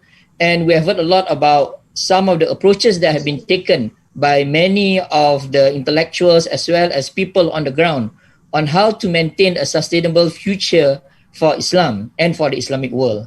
I want to shift the attention a little bit today to look at how Muslims have thought about sustainable development and how this has impacted the Muslim world right now. So what I want to do today is to try to propose some kinds or some ways of thinking about Islam and about sustainable development for us to change the conditions of Muslims all over the world.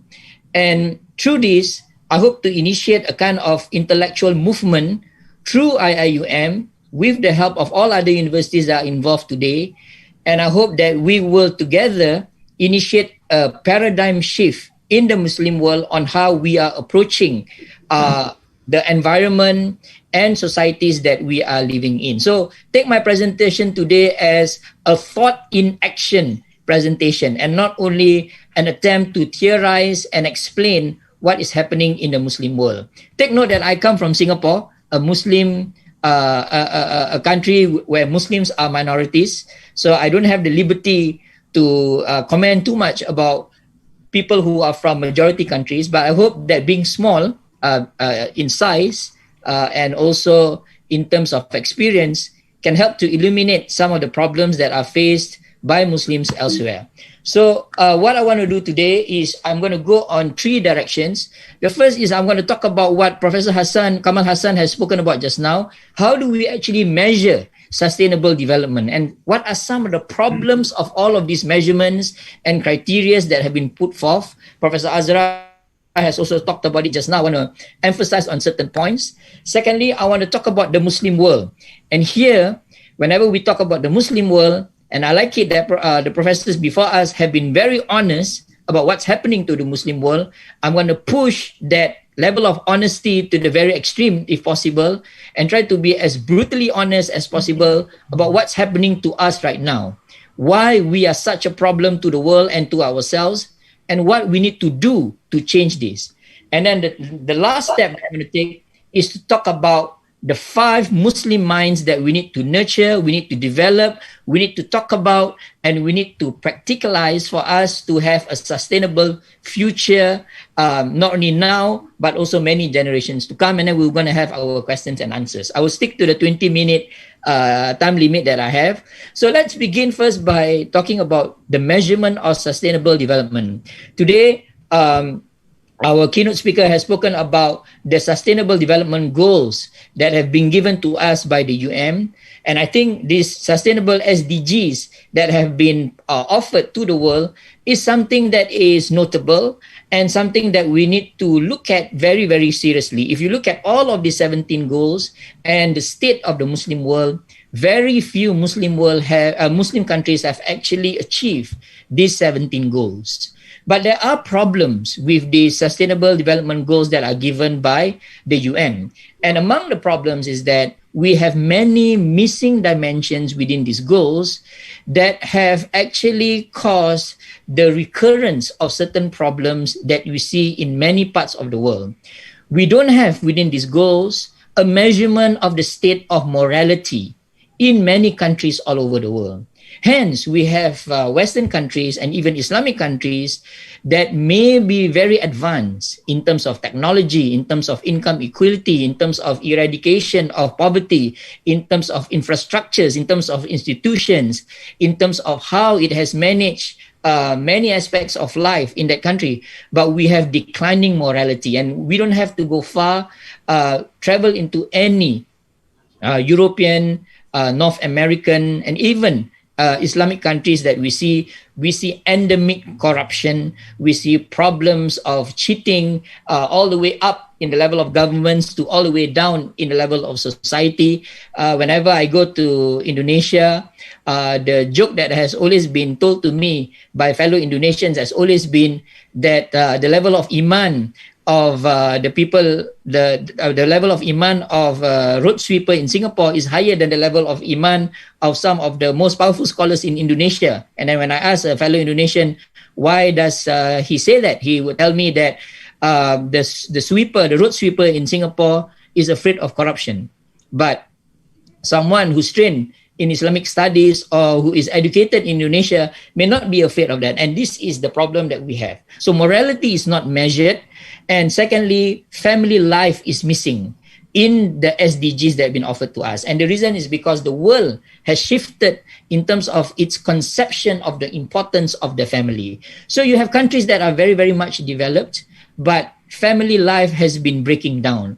We have now strange formulations of what families are, and we have a problem of high divorce in many developed countries, so much so that it has led to also moral degeneration. And last but not least, as Professor Kamal Hassan and also Professor Azra has already mentioned, religious values are not even factored into the SDGs. It is almost as if religion don't exist as part and parcel of UN's consideration, when the reality of the statistics out there, if you look at the studies they have done by Pew, religion factors in so greatly in many countries all over the world. Out of the 100 plus countries that we have, more than 3/4 of the countries all over the world still cherish religion as a defining factor of how they see themselves. So you have big problems in how the SDG has been formulated. A counter argument to that is that the SDGs do not need to include these 3 factors that I have put here on the PowerPoint slide because all of these factors are somehow implied. My response to that is that why must it be implied?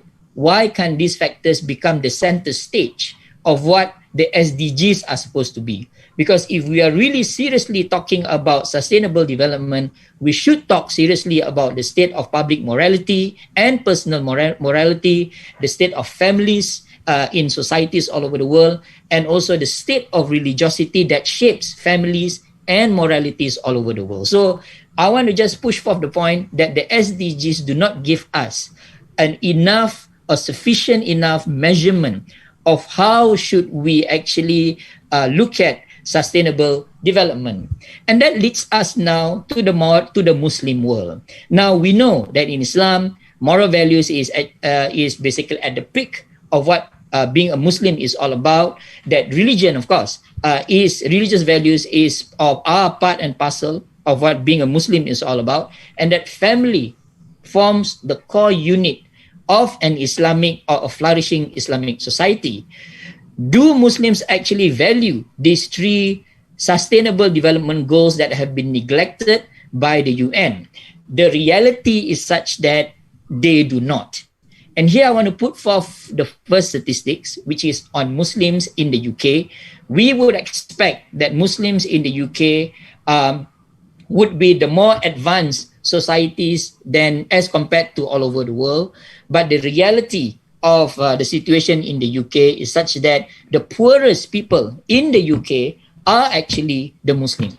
And they are the Pakistanis and the Bangladeshis that are based there. Of course, we can include people coming from the African countries. And right now, we have refugees coming from the Middle East. They form the largest bulk of people who are the poorest in all of these developed countries, be it the UK, Germany, Sweden, and so forth and so forth.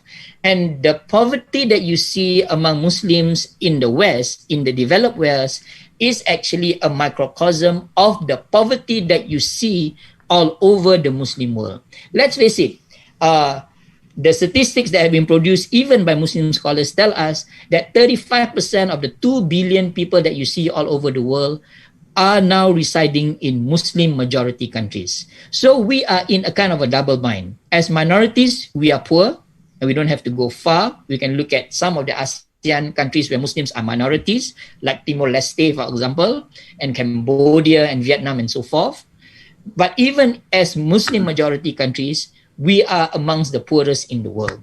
So even if we want to measure from the perspective of the UN and take away morality and family life and religious values away, Muslims are not doing well in those sectors. The Global Peace Index that we have been developed, of course, we can argue that these indexes are very much Eurocentric, but if you look at it from the perspective of objective criteria, only Malaysia is part and parcel of the top 20 countries that are seen as the most peaceful countries all over the world. The very top of this list, and Professor Azra actually alluded to that just now, are countries like Iceland, New Zealand, Portugal, Austria, Denmark, Canada, Singapore, Czech Republic, and so forth. We are living basically right now in a conflict-ridden Muslim world. And this is the sad reality. Many studies have been done about this. One study that has just been published a few years ago in the journal Research and Politics asked the basic questions: are Muslim countries more prone to violence? The authors actually concluded that they are not, and that by pure statistics, it is actually clearly shown that Muslims are not predisposed to violence. But this violence that you see in the Muslim world are usually state-sponsored violence or violence that are resultant from other problems that are in that society. And the big problem in the Muslim society all over the world is the problem of class divisions and socio-economic disparities. And of course, if you look at all other statistics, some Muslims that I've spoken to will argue, oh yeah, we Muslim countries may be very poor, we may have poverty, we may have violence, but we still value our own lives.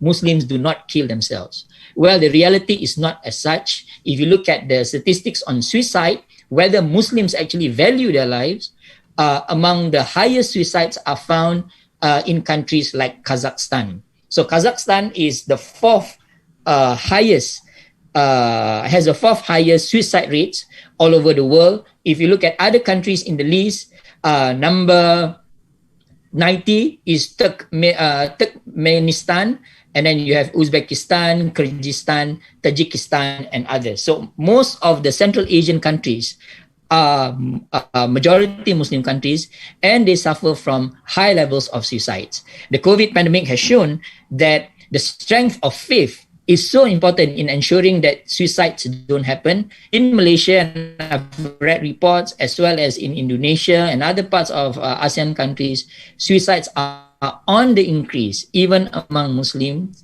as a result of the inability to cope with some of the stresses of COVID and also world. We have a lot of issues that needs to be addressed, both from the SDG. My question would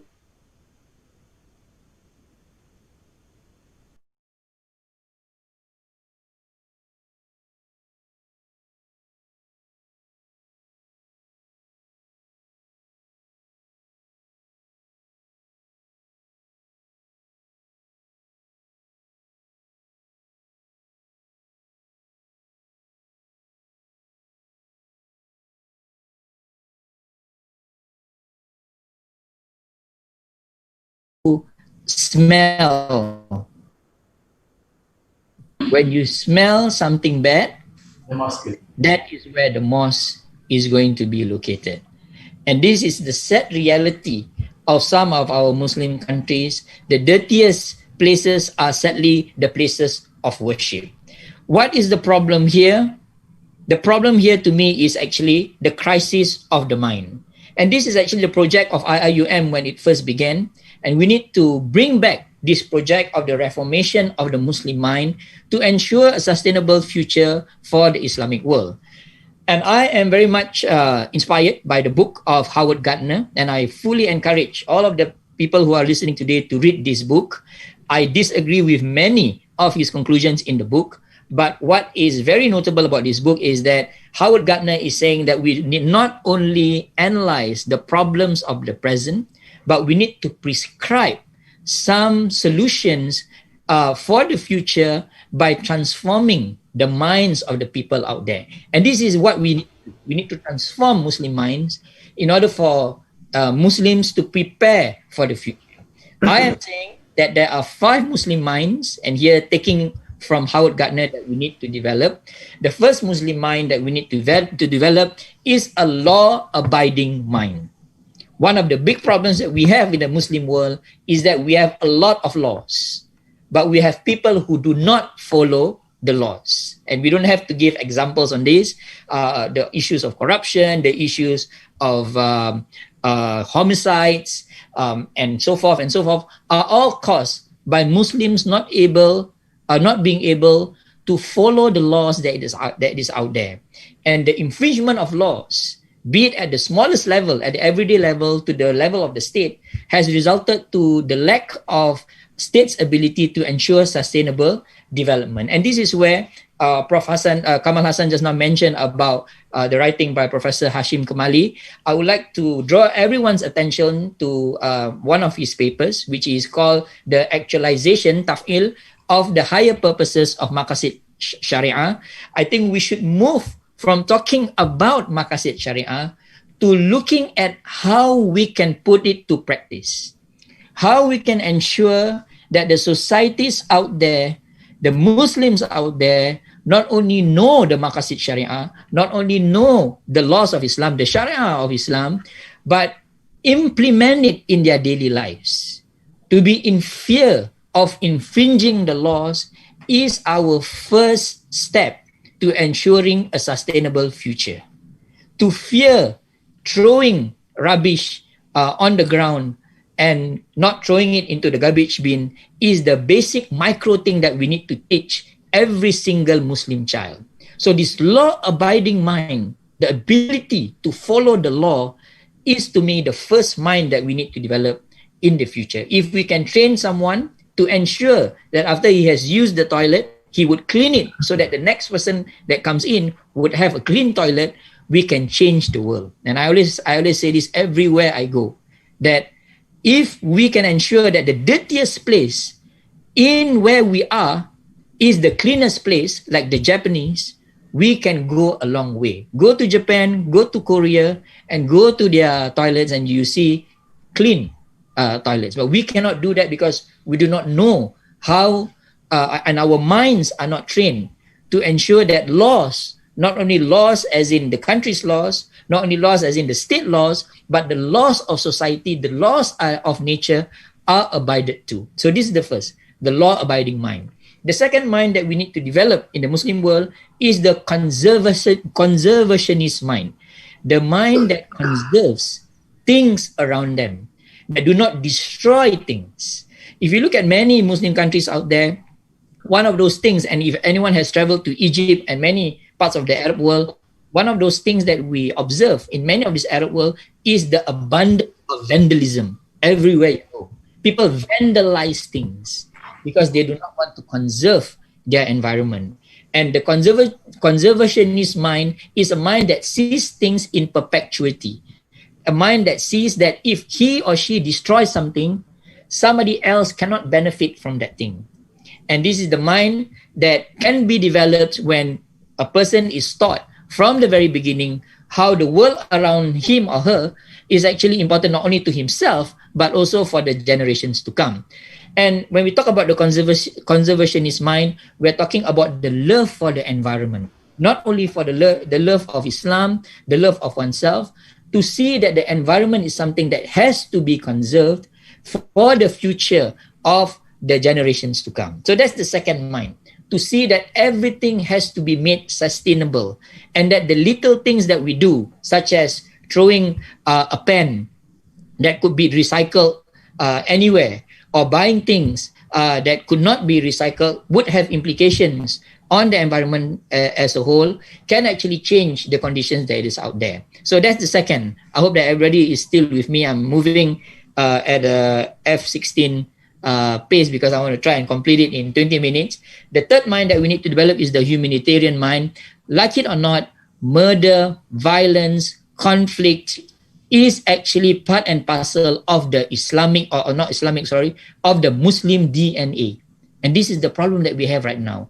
The highest, the most, in a sense, violence that has the most impact on society are actually violence that are happening in the Muslim world.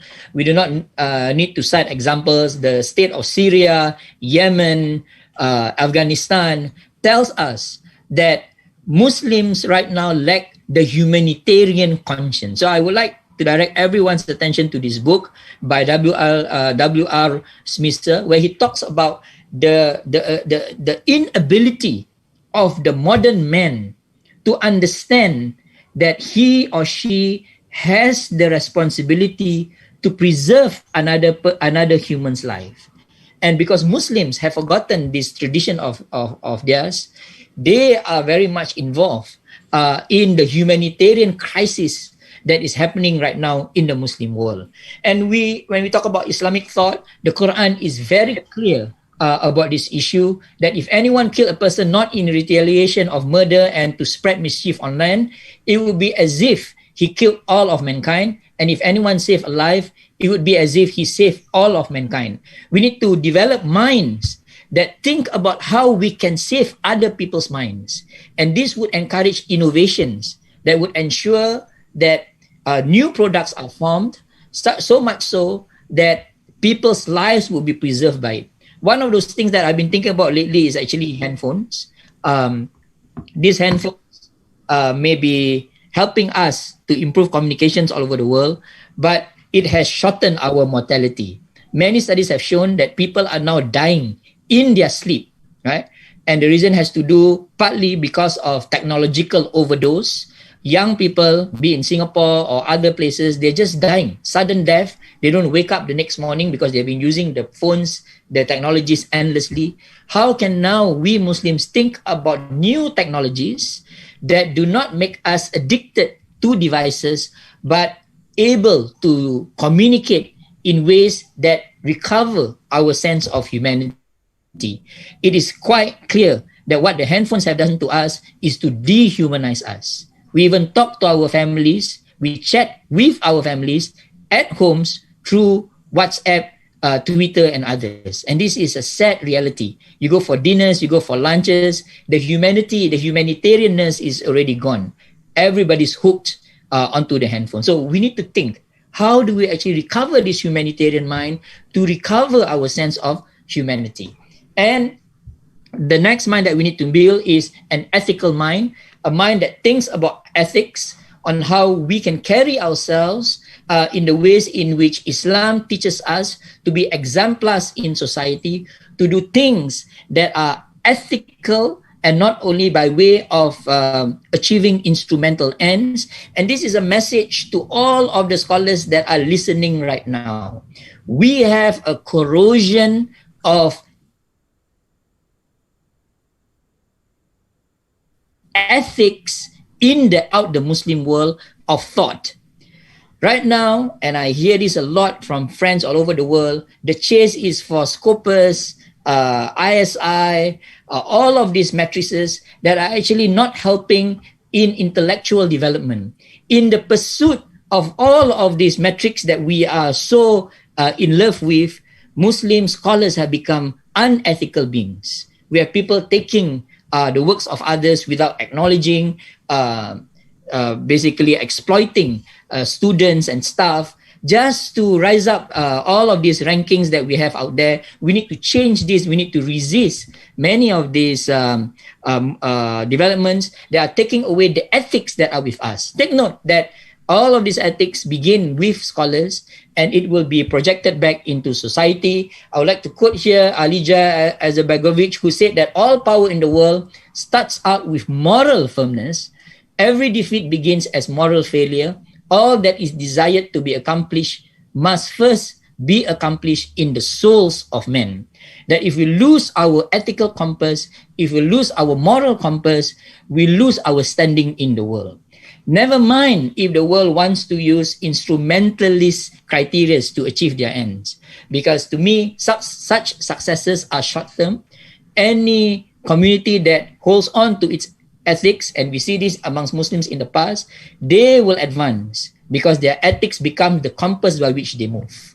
And last but not least, and I'm going to end here, I think, Prof, I only have 3 minutes left. We need to revive what I call as the reforming mind.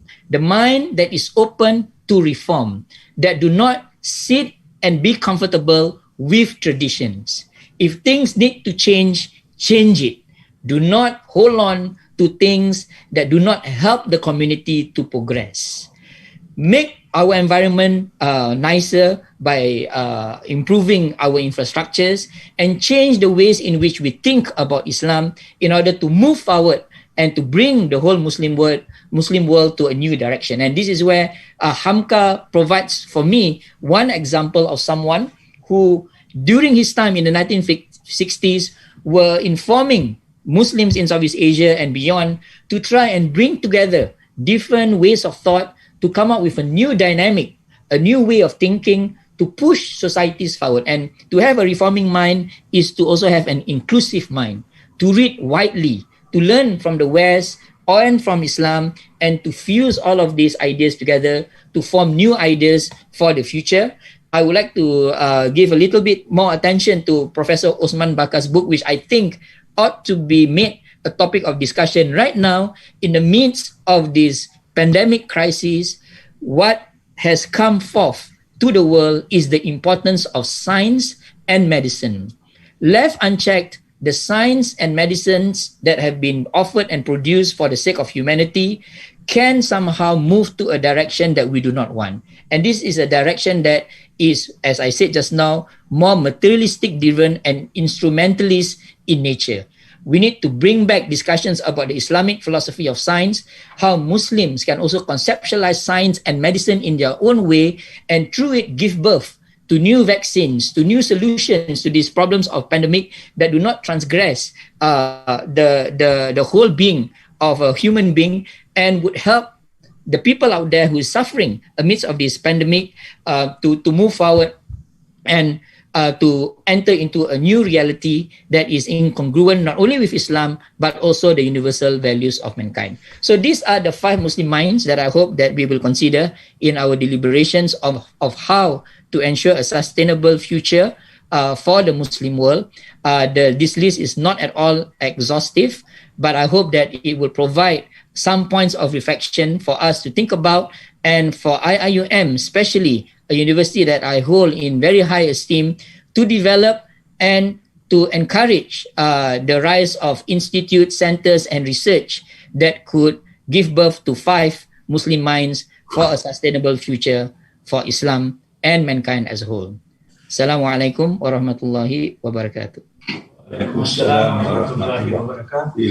Thank you very much, Associate Professor Dr. KHAIRUDIN ALJUNIED, for your presentation, in which you have emphasized on 5 Muslim minds for sustainable future, which are extremely important for the Muslim Ummah of today to really keep in mind. One is law-abiding mind, conservationist mind, humanitarian mind, ethical mind, and reforming mind. Inshallah, we will have a few questions on this at the end of the session.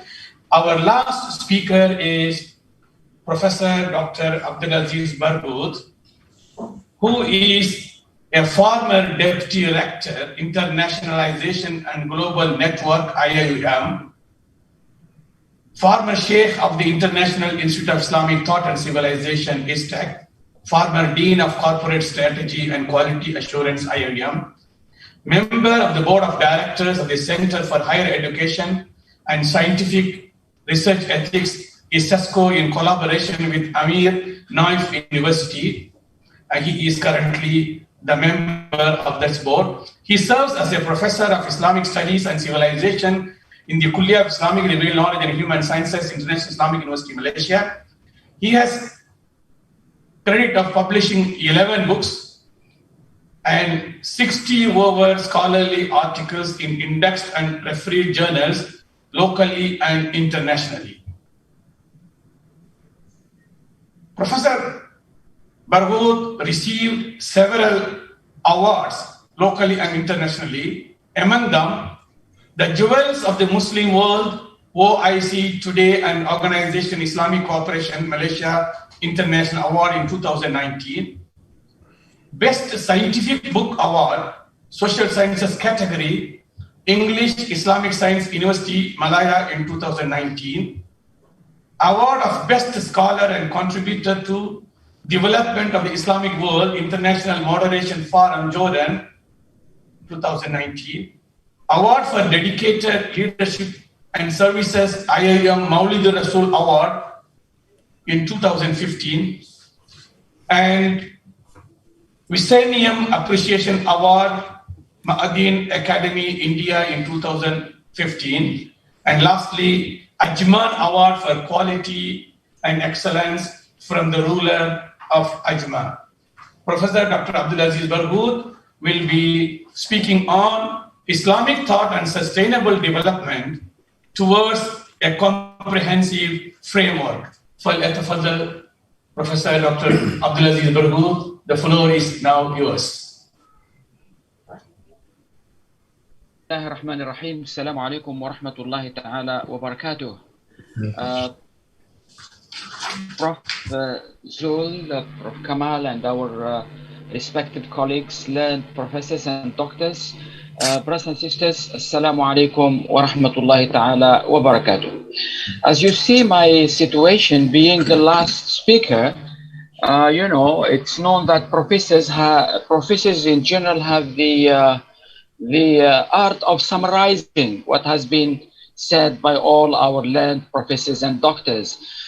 So brothers and sisters, bear with me. I will try to be more like raising issues and questions as we are talking about Islamic thought and sustainable development today.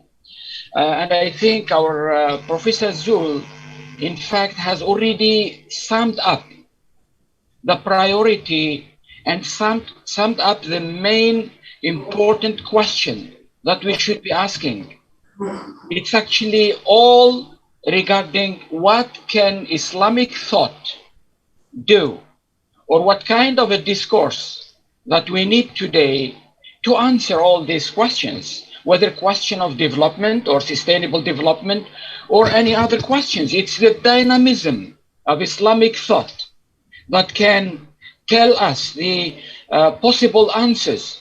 So brothers and sisters, it's very important to, in this presentation, I'm trying to answer 3 questions. Question number 1, what are the priorities of Islamic thought? What is the priority now? Because we have Islamic thought, the early Islamic thought, the contemporary Islamic thought, and we'll talk about the current Islamic thought. Actually, what is our priority? Are we going to continue the way how we address things with the same approaches, the same methods, the same way and mentality of doing things, or there is a need to revisit the dynamism, the dynamics of Islamic thought itself in dealing with the reality in which we live today, which is global, which is complex, which is sensitive, which is the Ummah is in the lower level, and there is a dynamic civilization with its positivistic, postmodernist, and so on and so forth worldview. So what is the priority that the Islamic thought need to ask and to address? The second question, I would like to talk about what is the type of a paradigm or a model that is needed for us to address the question of development or sustainable development. The question is there, and the world is functioning and doing and working sustainable development, whether from a liberal perspective or from any other humanistic or environmental or any other perspective. So what is the Islamic input on this? What is the Islamic model on this? And then the other question, which I think is important, is how Quran helps us articulate this question of development. So brothers and sisters, the priorities, I'm sure that development, in the case of the Ummah today, development and civilization and civilizational development and sustainable development is a priority.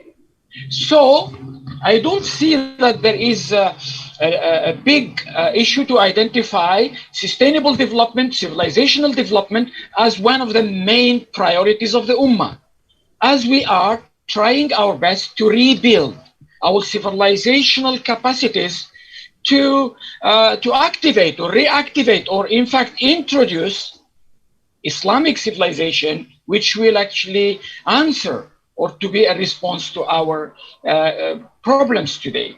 Now, the question of the Islamic contribution of Islamic thought to solving the problems of the Ummah, whether the internal or humanity problems, I think that's also a priority and we need to take it very seriously.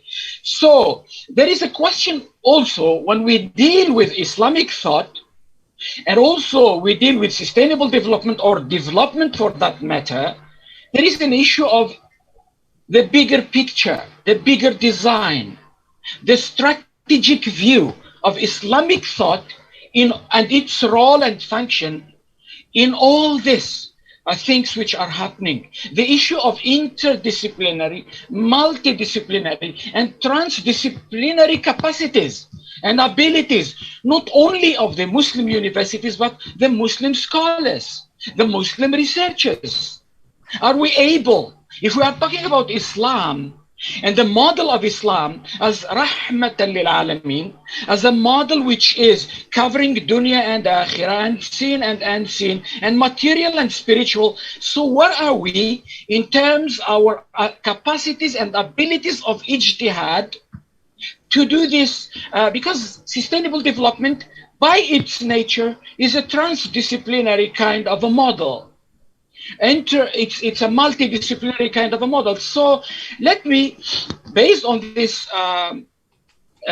questions, I move forward. I don't want to go, I prepared few things, but I need just to raise issues and to see how we move forward in finding answers. Now, let's first understand the dynamics of Islamic thought and how Islamic thought has responded during the early times of Islamic civilization to its needs, to its questions, to its problems.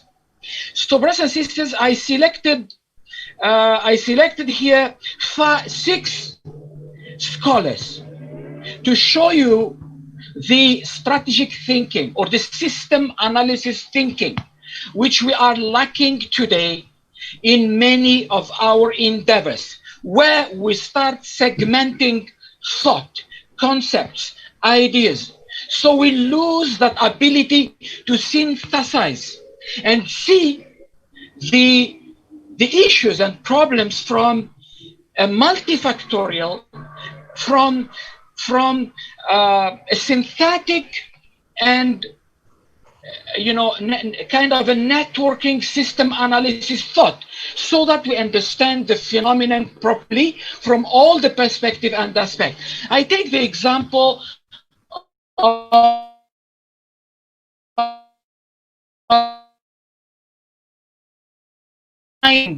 as Brother Junaid, Dr. Junaid was in the Islamic thought and how they were dynamic in giving us many aspects of development. So, number one, it is the project of Al-Ahkam al-Sultaniyah of Al-Imam al-Mawardi. And the second one is the Ihya project of Imam al-Ghazali.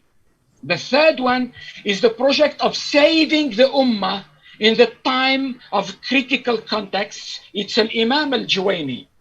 The Umran project is Ibn Khaldun, the mind which talks exactly about civilizational development, about human association from a multifactorial approach, from the mind of a real Muslim mind that sees the universal and the particular, that understands that there is no application without theorization, without conceptualization, without internalization of thought, without creating the culture of synthesizing, strategizing. It's all going along the way of segmentation. And this is one of the diseases in our intellectual development. So the other one is Imam al-Shatibi, the Maqasid project, where he starts speaking about the sociology of Maqasid, the sociology of Sharia, the power or the social impact of Maqasid. Then I have one contemporary scholar who is Malik bin Nabi, who also tried to use system analysis and thinking the system thinking to address the issues of the Ummah. Now, let me just go very quickly, as I have many things to tell you in these 20 minutes. Al-Mawardi project, he has articulated the question of development. Some of the good ideas that he was talking about, he's talking about religion as the guiding model or the guiding element of development, whether of individual, of government, of society. He's talking about strong leadership and governance. He's talking about comprehensive justice. He's talking about security and stability in society. He's talking about the importance of economic growth in a society. And surprisingly, Imam al-Mawardi was talking about one aspect of sustainable development, exactly how the people or the scholars of sustainability speaks about it today. He says in one of the paragraphs in his book, protection of the rights and needs of future generation. Not only the needs and the wants which are material, but he say also their hopes and their needs for amal. I move forward to the next model, which is a very sophisticated model of Al-Ghazali. And Al-Ghazali, as you know, he is one of the big scholars who started early in our development of Islamic thought, talking about ihya, revivification, renewal. He posed the question of there is a big issue in Islamic thought need to be addressed. And he provided his model. I tried to summarize it, the revival of ulum. If you see his book of Ihya Ulum al-Din, he talks about 4 big areas. Al-Ibadat, which is worship. Al-Adat, which is the social, the fiqh, the transaction, the economy, anything related to the life of people. Then he talks about Al-Muhlikat, the things which are traditions, destructive, like crimes, like corruption, like all this. And then he talks about al-munjiyat, how to solve. This is a systematic thought. This is a scholar who understands the theory and the practice. Then in this book, I singled out his focus on ilm, on tazkiyah, on maslaha and public interest, and on enjoining good and preventing evil. There are other 4 important aspects in his approach to development of the individual, of the self, of the society, which we need today. Which he was talking about maqasid of worship, not only worship, rituals, salat, zakat, hajj, the maqasid, the asrar, means the impact of your maqasid, of your ilm, of your knowledge, of your action on people, on life. That's very important. He was talking about living and earning. Many people, they say Al-Ghazali is a mutasawwif, is only for spiritual, is only for akhlaq. No, he was talking comprehensively about his model of revivification, faith and divine remembrance and hereafter. I move forward so that I go to the Ash-Shatibi model here where we talk about maqasid becoming a system of thought. And what is important in the maqasid or Ash-Shatibi model, not the maqasid al-Sharia per se, because it was there with Al-Ghazali, it was there with Al-Juwayni, it was there with others. What is important in the model of Al-Shatibi is the maqasid al-Mukallaf. He's talking about the human. We are talking about the Khalifa, the vicegerent, the family, the society, the ummah. Okay, maqasid sharia is what? Protect life, protect. But you as a mukallaf, what is your maqasid? Allah give you this sharia. Now, what is your maqasid towards Allah subhanahu wa ta'ala, towards the sharia?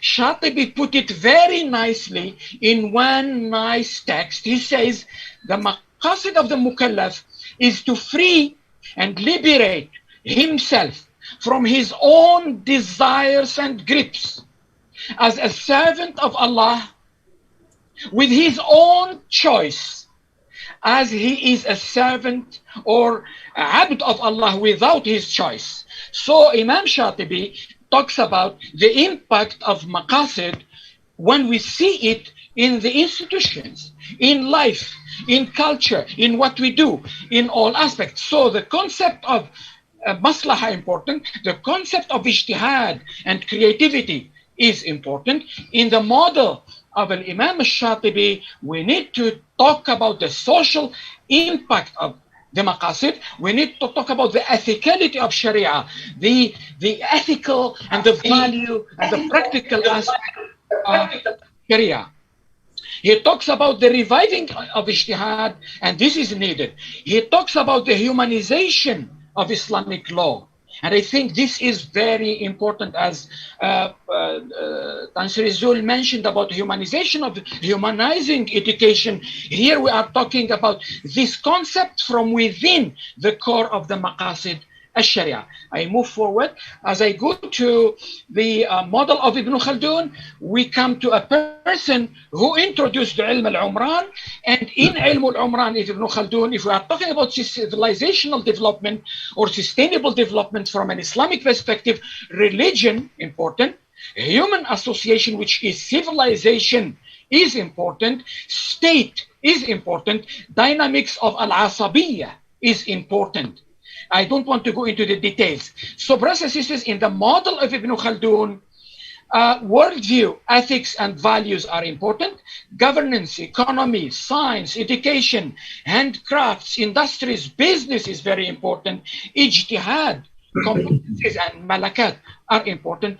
So with this view, we understand that when we talk from an Islamic perspective about sustainable development, there are many aspects. That's why Islamic thought need to regain back that, you know, what I said, the comprehensive approach of the concept of development. It's not only about maqasid, it's not only about akhlaq, it's not only about ijtihad, it's not only about creativity, but it's that whole that creates a new culture, a new human, that whose culture is the culture of istikhlaf. Istikhlaf is a very practical concept in Islam. Now, Malik bin Nabi, another model who articulated the development of the question of development within the framework of civilizational development, he was talking about the importance of religion, human, man,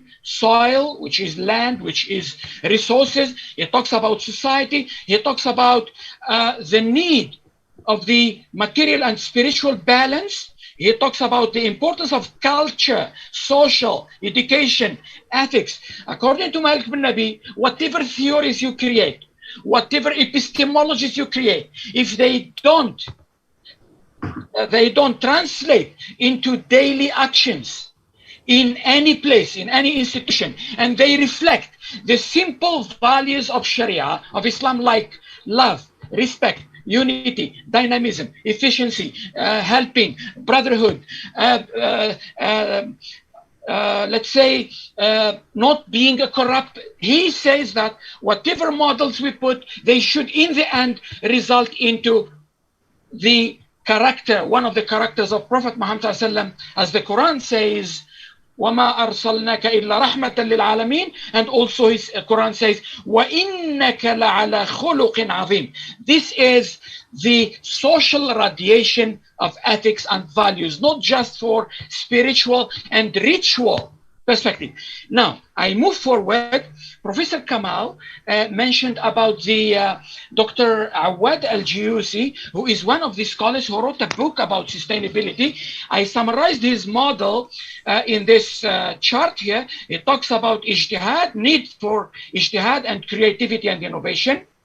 First, he talks about ihsan, society and relations inside the society, al-arham. The mizan, we need to have the scale, we need to have the measure, and worship tasbih. And then he speaks about maslaha, ijtihad, hikmah, and adl in articulating development, or for Islamic thought to address the question of thought. Now, I move forward after mentioning this. This shows that the Islamic thought was able before to develop a system analysis, a culture that synthesizes ideas and functions smoothly between the theory and the practice. In our case, because of decline, because of cultural problem, because of civilizational problem, because of what happened in our, specifically in culture, we got that ability to synthesize the theory and practice. And that this one, a disease, cannot be cured by theory, by knowledge. It will be cured only by a mind change, a cultural change, a new personality change, where education, culture, family, and all this play a role, and they are given precedence. Brothers and sisters, I move very quickly to tell you, in order to develop a model for sustainable development from an Islamic perspective, these are the things we need to, as Tansri Zul mentioned, when he speak about maqasid al-sharia, and he was talking about certain things which are not covered, like the environment, like the climate change. So, brothers and sisters, I want you to look at the point of we need to synergize between the maqasid of al-Quran and the maqasid of sharia. We need to synergize, because maqasid al-sharia at that time, they were meant to deal with specifically the maqasid, the individual. maqasid, the individual, and then comes the societal. But now in our time, the societal becomes the dominating. So the maqasid al-sharia, for example, when we talk about wealth, not necessarily we talk about the wealth and the assets of the individual, the person, as in the cases of the fuqaha before. We talk about wealth. We can include here the assets which are tangible and non-tangible. We talk about the universe as an asset, as a wealth. We talk about the any type of wealth can be under the wealth. When we talk about the protection of intellect, we talk about everything. It means that we need to look at maqasid sharia as a model when we talk about. In fact, I have a different perspective about it, but I don't want to mention it here. But I'm just saying that the point of Prof. Zul is very important for the Islamic thought to take as a question to address. So, brothers and sisters, the bigger picture will be like this. We have a tawheed, we have an istikhlaf, we have al-ubudiyya, we have al-i'mar, which is the process of development, and we have al-umran, which is civilization itself. When it happens, then we have the idea of ummah as khayra ummah. We are a referral model. When we start building our civilization or thinking or thought, we should always eye that we are khayra ummah. We are wasatiyya ummah. We are not, the situation, the real now is not really what we want. But let's see. There, we look at the ideal first, and then see how and then comes al-falah. I move forward. I want to show you here the maqasid of the Quran can open for you more space and opportunity to develop a better sustainable development model from Islamic perspective, where we have here guidance, al-huda, al-ummah, al-wasat, al-musawat, al-adl. Musawat means equality, takreem, justice, respect. We have hereafter. We have taskhir as a concept in Islam. Taskhir means you put to use the resources which God provided for you, but you must do few things. I will mention them shortly. The concept of hayatun tayyiba, desirable quality, that's the new worldview.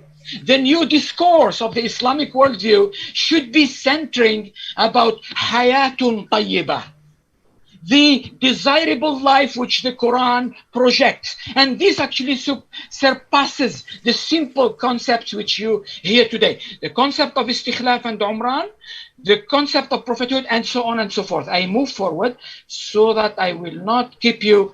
Okay, I move here. Now, I'm proposing a simple model which speaks about vicegerent, which is Khalifatullah, but from the perspective of man, society, ummah, the world. I talk about environment, which is nature, resources, sunan Allah, and ayatullah. You don't take the universe just as the material, the physical. This is destructive. This creates dichotomy in the Muslim mind, because the model of environment in Islam, as I will explain shortly, integrates the spiritual and the moral within itself. Now, we got also the Umran Insani. When we do civilization, we do humanity civilization, humanizing education or civilization. So, Hayatun Tayyiba, this is the worldview we need to project. And here, in the first one here, I talk about taskhir and preservation, here tazkiyah, and here growth and development, whether economy or all aspects, and here we talk about quality of life. I move forward here. Brothers and sisters, there are many details here. I give you just one simple example. How Quran talks about hayatun tayyiba. You will be surprised to know that the Quran speaks about usrah tayyiba, family tayyiba, mujtama' tayyib, society tayyiba, country tayyiba, baladun tayyib, masakinun tayyiba, houses tayyiba or housing, knowledge tayyiba, al-qawlu tayyib, al-ilmu tayyib, al-rizqu tayyib. Your rizq should be tayyib. A lot of things are there. Al-amwalu tayyiba, the amwal, the money which is tayyib, the halalun tayyib. The aklun tayyib, the food which is tayyib. That's why halal industry. That's why we are working on halal. Al-insanu tayyib, the man who is tayyib. I don't want to explain this is also, I will escape the characteristics of this sustainability. I will escape this. This is a maqasid sustainable model from an Islamic perspective, which speaks about sustainability as a crucial, as one of the most important aspects and teachings of Islam. Brothers and sisters, yes, sustainability today, or the sustainable liberal model, has its, but if it is what exists now comes from a liberal, this doesn't mean we should not engage it, we should not implement, we should not develop. We look at it from the Islamic thought perspective. So our sustainability should be there. Ethicality, tazkiyah, accountability, umran, value-based, ummah-centered, not individual, not society, it's ummah and taskhir. Brothers and sisters, in simple terms, to summarize and to end, inshallah, let's talk about Islamic sustainability. The Islamic sustainability talks about man, universe, and life. It talks about managing man, ummah, and society, managing nature and environment, and managing life. So it's important to have a worldview, a balanced hayatun tayyiba, a value-based system, a balanced economy, a stable society, a strong ummah, and so on and so forth. It's important to have good governance, good leadership, good education, and so on and so forth. I move forward. Now, I wanted to single out specifically this Islamic view of environment, because in the model of sustainable development today speaks about the three dimensions: the economy, the society, and the environment.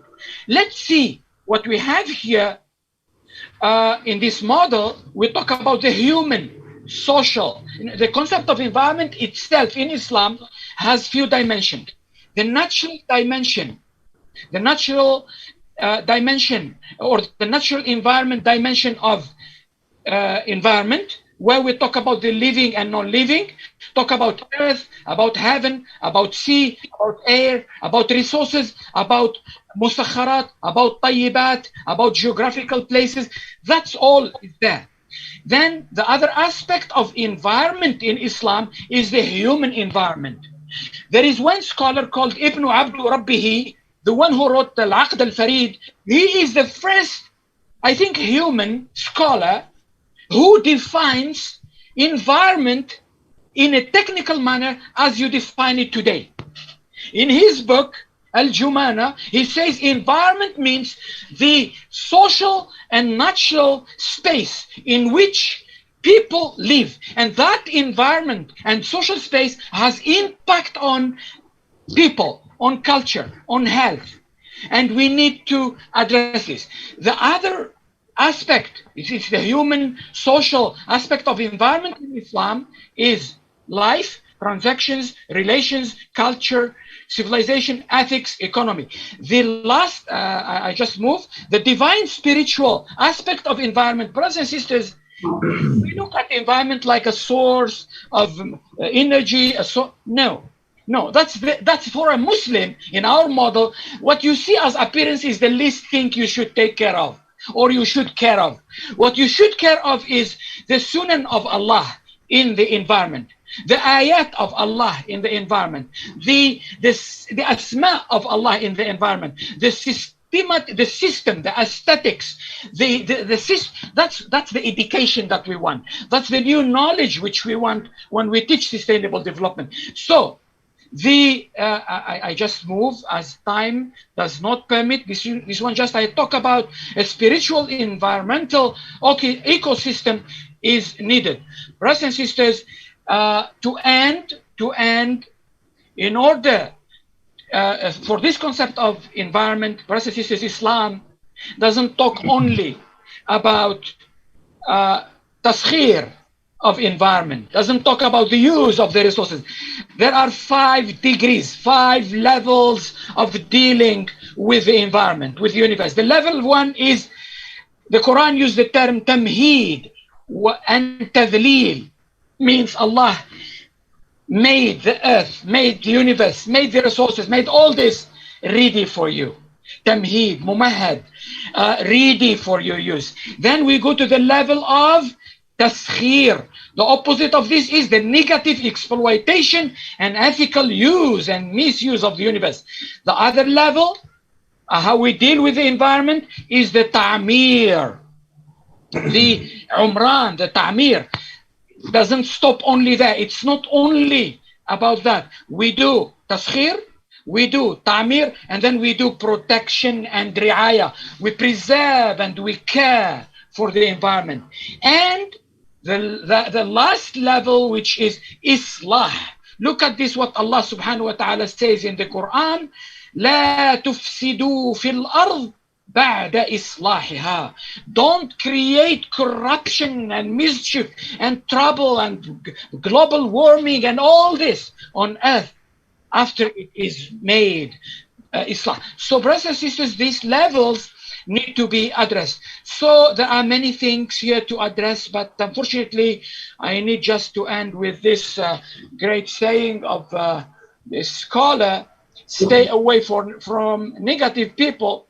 They have a problem for every solution. So my contention, my submission is that the Islamic thought has challenges and has priorities, and we need to take the priorities. We need to take the priorities at at all these levels: the conceptualization and theorization, the implementation, the evaluation, the critical assessment, the impacts, and we create a new culture. And the last thing I want to say, Islamic thought need to think system analysis, need to think multidisciplinary, interdisciplinary, transdisciplinary, and I think sustainable development is one example. And for that matter, I thank our university actually as just a small university championing sustainable development from Islamic perspective, from Maqasid perspective. I tell you, this is a revolution when you go and see what's happening in other secular universities or in many other places in the world where the secular model is dominating everywhere. But as the norm says, we need time to improve and develop things. With this, I thank you all for listening. Assalamu alaikum wa rahmatullahi ta'ala wa barakatuh. Thank you, Professor Dr. ABDELAZIZ BERGHOUT, for his very well presentation, in which you have emphasized a comprehensive framework for our goal to have an Islamic sustainable development. We have, alhamdulillah, come to an end of our session, but we should entertain some questions. We have many questions. I don't think that our time will allow us to entertain all questions, but there are remarks by many people who say that this webinar has eliminated their misunderstanding with regard to sustainable development goals. So the discourse that we had just now heard has helped them a lot to understand the sustainable development in the context of IIUM as well as in the perspective of Islamic worldview. So while waiting for other questions from different participants, let me directly go into some questions to request some of the speakers to answer. Question number 1 is directed to Professor Dr. Muhammad Kamal Hassan. How does definitional construction of sustainable development lends itself into operationalization? This is particularly important because development is essential about doing, and this evokes the needs to have operational definition. Assalamu alaikum wa rahmatullahi wa barakatuh. Prof. THAMEEM, I'm sorry I did not really get the question. Could you just repeat and go a bit slow so that I can write it down. Construction of sustainable development. Repeat again. I missed the beginning. How does definition construction of sustainable development lends itself into operationalization? This is particularly important because development is essential about doing, and this evokes the needs to have operational definition. Yeah, I agree with you that we need to move from this conceptual to the operational. And well, when it comes to the operational, I would prefer that we get the input from the practitioners, from those who are actually actualizing the ideals in the socio-cultural, economic, and environmental context, because it's from the waqi', from the reality on the ground. Then we can really, what do you call it?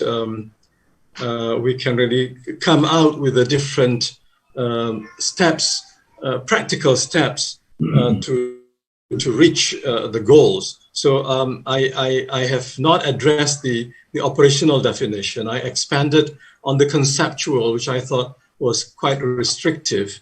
Most people go back to the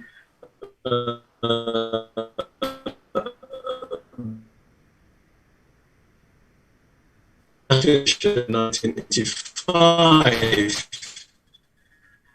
What I tried to do is, rather than talking about operationalizing, meeting the needs, is needs in Islam are not just physical. In fact, the most important need is a spiritual, and the SD doesn't address that at all. So conceptual clarification and improvement is necessary. Then once we, and I think all the 4 or 5 panelists have actually enriched our understanding of the conceptual. It is much broader, deeper, wider than what the UN SDG has formulated. So then talking about operationalizing will be the next important step. So I have to leave that to people like Tan Sri Zul, because he is always operationalizing it in the campus, in Gombak, and wherever he went. So maybe Prof. Zul could come up with the operationalization of this. But I think it is important that we get a consensus, at least a majority view about the broad, holistic, all-comprehensive concept of sustainability and development. And we got that in the presentations just now. Thank you. Thank you, Tan Sri. Tan Sri, would you like to add something? Well, I think there's no short answer to this, but yesterday we had a session on Istidamah, reviewing what we have done for the 1 semester of the UNICOR. If I'm not mistaken, the course is UNGS 1201. Yes. Right? It is quite apparent, I think, in that discussion, just to summarize, that the students are able to operationalize this. I mean, given all the conceptual framework, the understanding, the deeper understanding of what sustainable development within the Islamic view, we are not compromising that at all. But I am very, very happy to find out that there are now expression of students taking this and operationalizing this. And in fact, yesterday, Prof. KAMAL, we are able to identify one project that is suggested by the student, which is called the Sejahtera Shop. And I was very excited to see this. I thought it is only a project that is on the ground, but they are just thinking to implement it, and we've picked it up. We've picked it up to show that the students could operationalize this concept just within 1 semester, and inshallah, in the 2nd semester, we want to show that this is actually a workable solution. Yeah, my training, I think, quite different from Professor Kamal. I'm a medicine seller. I'm a pharmacist. I sell medicine. You know? And in selling medicine, the first question they ask you, what is medicine? Evidence, and I will not be able to sell my medicine. If I want to find evidence is there, then I think we can sell the idea better to other people. So we'll try, inshallah. I know this is a very urgent question, but we will try. And this university, like Professor KHAIRUDIN say, yes, we want to be the place where you come back and say what is workable and how do you actually shift the position of university towards sustainable development in the Islamic context, inshallah. Okay, thank you, Tansri.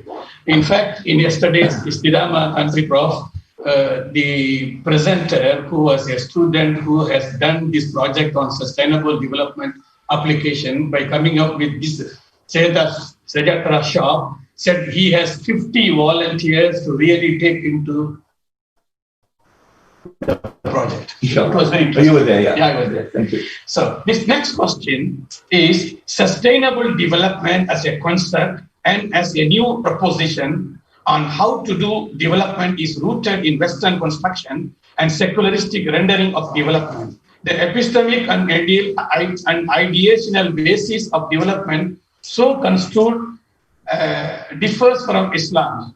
Therefore, the question is, should we frame and seek to understand development from such a Western rendering of SD and development generally, or frame our own thesis of development, which I think won't necessitate the call that doing development be made sustainable. So this is an open question. Any presenter can respond. Could I give a shot on this one?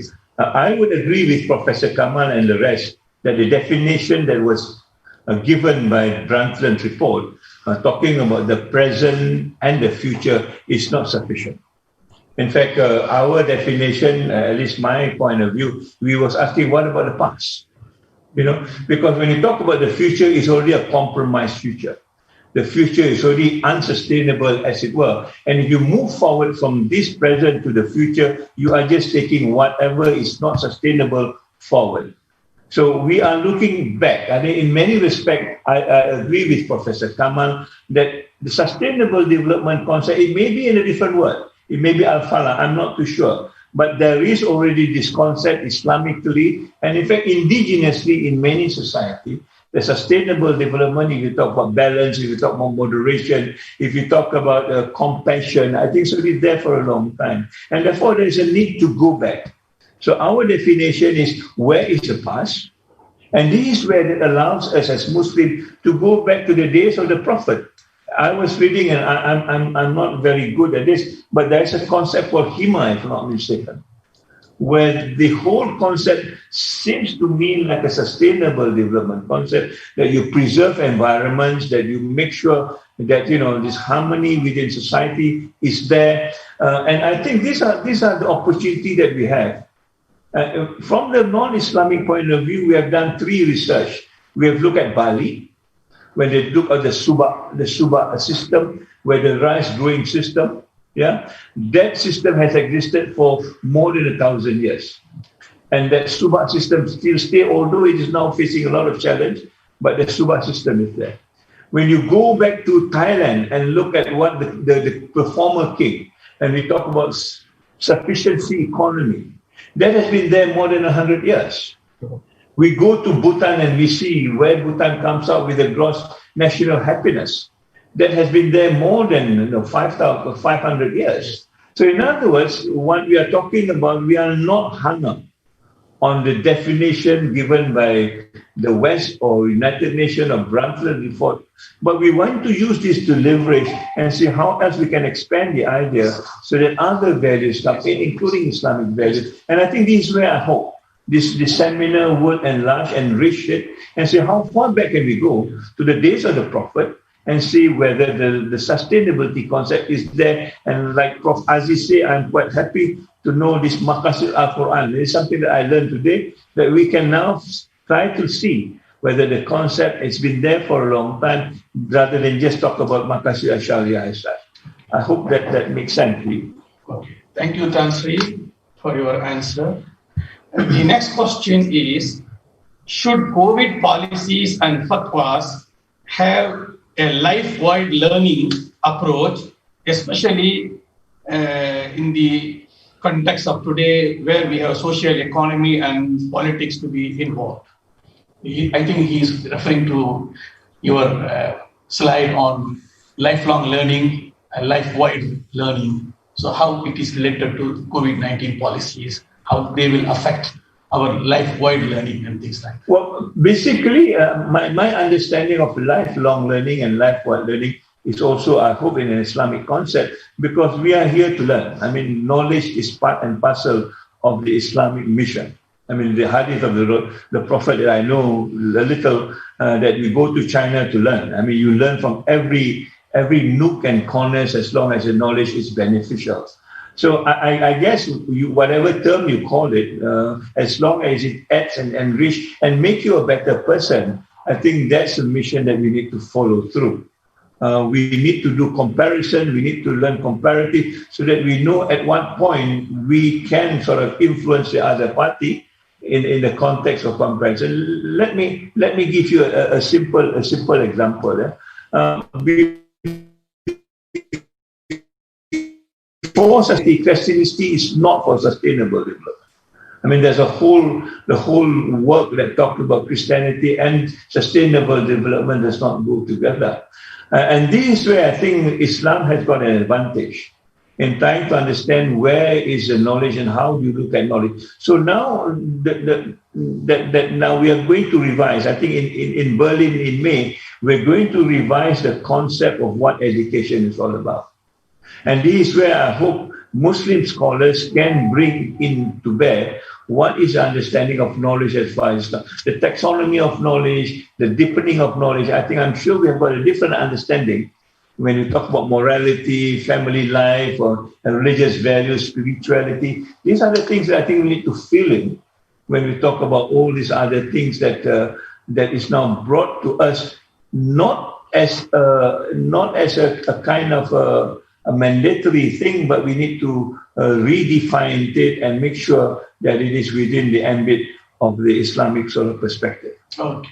Thank you, Tan Sri, for your response. And we will now move on to the next question, which is directed to Associate Professor Dr. KHAIRUDIN Junaid. Muslims know that having a good soul is one of the fundamental elements to sustaining the world's ecosystem. Yet, such nonsense is rather silent and at best scoffed as unscientific approaches. How can we effectively bring this element to the mainstream thoughts on sustainable development when there is hardly any program that hybrids the soul and development, let alone sustainable development? Right. Thank you for the question.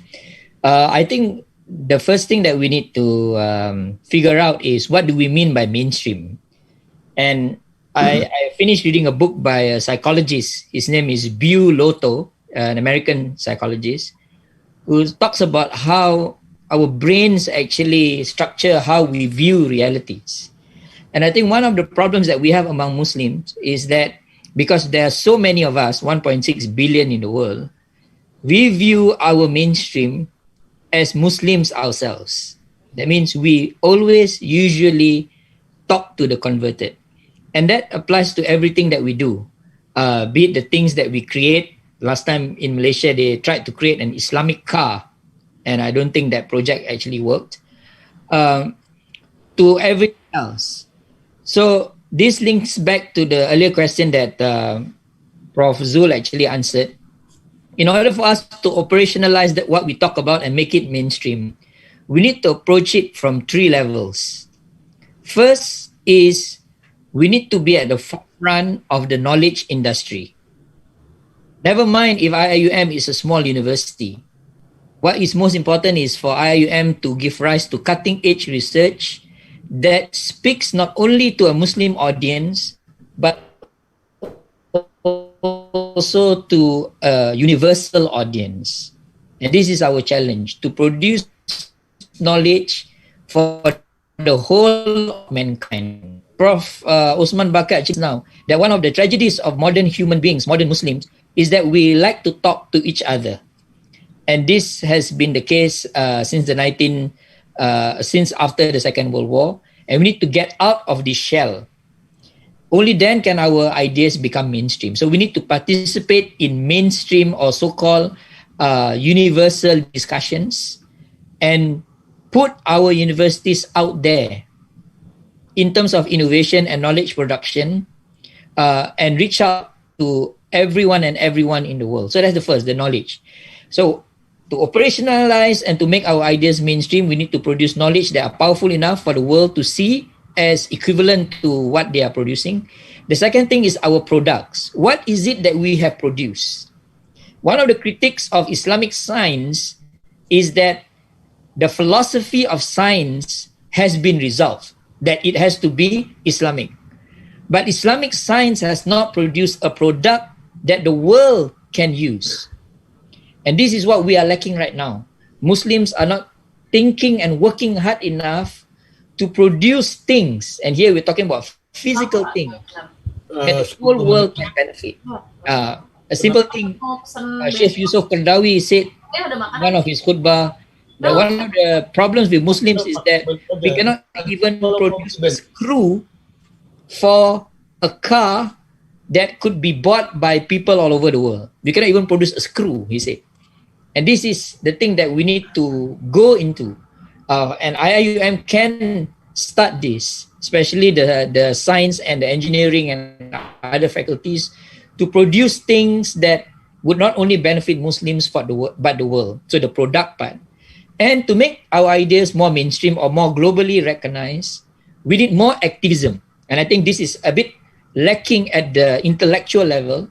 We need more movements that would question realities, that would be hard on ourselves. And I think one of those things that we don't like to do is to criticize ourselves. The West has this edge over us. They are hard amongst themselves, right? And we need to start having this and to be brutally honest about our conditions. We need to have movements who go out there to talk about the problems that we see in the Muslim world and how we can change it. Then everything that we produce, the talk about the soul, the talk about religion, the talk about family values can be accepted to the rest, by the rest of the world. Take note, we are not lacking of theories in the Muslim world. We're not lacking of models, as Prof. ABDELAZIZ have already spoken to us just now. We lack people who can talk to the larger non-Muslim public that consists of 5 billion people of the world. And we need to produce such people who are confident enough to communicate our ideas to the rest of the world. And this is the most urgent thing that I think IIUM and other universities out there and other institutions and movements out there has to do right now. Only then can they accept our ideas and as part and parcel of the universal ideas that is out there right now. Thank you, Dr. KHAIRUDIN, for your response. In fact, in the IIUM, we have been discussing this dimension of how to talk to the other people, particularly to non-Muslims, to convey our message in the scientific way that we discussed in our university. Okay, this question is directed to Professor Dr. ABDELAZIZ BERGHOUT. Should we focus on translating maqasid to drive development rather than trying to force fit sustainability thinking into maqasid al-sharia? Thank you, Prof, for the question. In fact, we need to understand how change happens. We need all the dimensions of change, because I see some of the comments. Sometimes they say why we are not operational, why we are not implementing, why we are not talking, we are just talking about theory, and so on and so forth. I think we need to understand the dynamics of change itself, whether in educational institution, or social institution or in any other institution.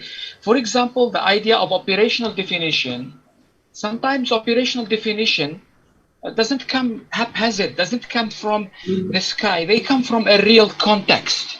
When Islamic civilization was in the peak and they have the backup of the real implementation of the model, whether in governance or in economy or in halal, or then they can link directly. I give example, like now in Islamic economics and finance. Alhamdulillah, for the last 30 years, we were striving. Now we can develop the operational things. We can see the products. We can see the but when we come and talk about concepts, which are still, very nice concepts like hayatun tayyiba, the desirable life from Islamic perspective, but you have to see it. That's why action is important, doing is important. Now, this is an introduction. For me, we can do both, because we are not talking about our university or one place, or we are talking about the Ummah and the Islamic thought evolving and developing to address the issues. So we can use Maqasid al-Sharia as a framework to guide the sustainable development. And I tell you that most of the sustainable development, the 17 aspects or goals, they are all there. You think Islam will not speak about poverty or hunger or justice or cooperation or resources or protecting? It's all there. What Maqasid Sharia does is to give you to link you to the real, means you are doing it from a Maqasid Sharia, means you feel that, yeah, that's the Islamic approach, that's the Islamic model that can solve issues, that can help solving problems. So we can use the Maqasid Sharia now to guide whatever activities we do in sustainable development, goals or any other things. We can, in fact, based on the Maqasid, develop other practical areas. And as I said, we can also link the Maqasid Sharia to the Maqasid of the Quran, and we open up. We can, that's why the idea in the end is, where is the project of Islamic thought to develop the Ummah? The project of Islamic thought or contemporary Islamic thought to build the Islamic civilization which we are looking for. When we have that articulation, then we will see what are the gaps. We have problems in education, we have problems in governance, then we fill up the gaps.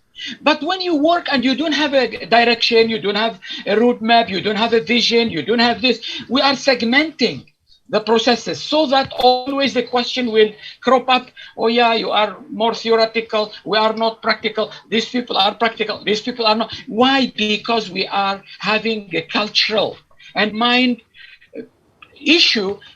We need to address the personality issue, the mind issue, the thinking issue, the multidisciplinarity issue, the ability to think comprehensive. These are the things. That's why I think Maqasid al-Sharia can be a great framework so far for the development and advancement of the cause of sustainable development, because Maqasid already Sharia can help you see what is right, what is wrong, give you the ethical framework, give you even the examples under the idea of relating Turath to our time. Now, the other way also, you can look at sustainable development today. If you go and see the science of sustainable development is a very huge, extended science of multidisciplinary think. From there, you can see, you get the questions, you get the priorities, you see what is the concern there, and then we come back to the Quran, the Maqasid al-Sharia, to develop our answers. It's a dynamic. It's a dynamic. We need to understand the dynamic. It's not like one-way traffic, this way. It's all happening in a real context where many dimensions. That's why system analysis is very important to an extent to understand how to solve this type of problems. Thank you very much.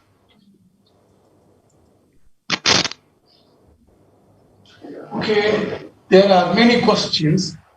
I do not know whether we can entertain all these questions. And I will choose one last question from the question bank that I have because of the time constraint. And we would like to end our webinar by 1:15.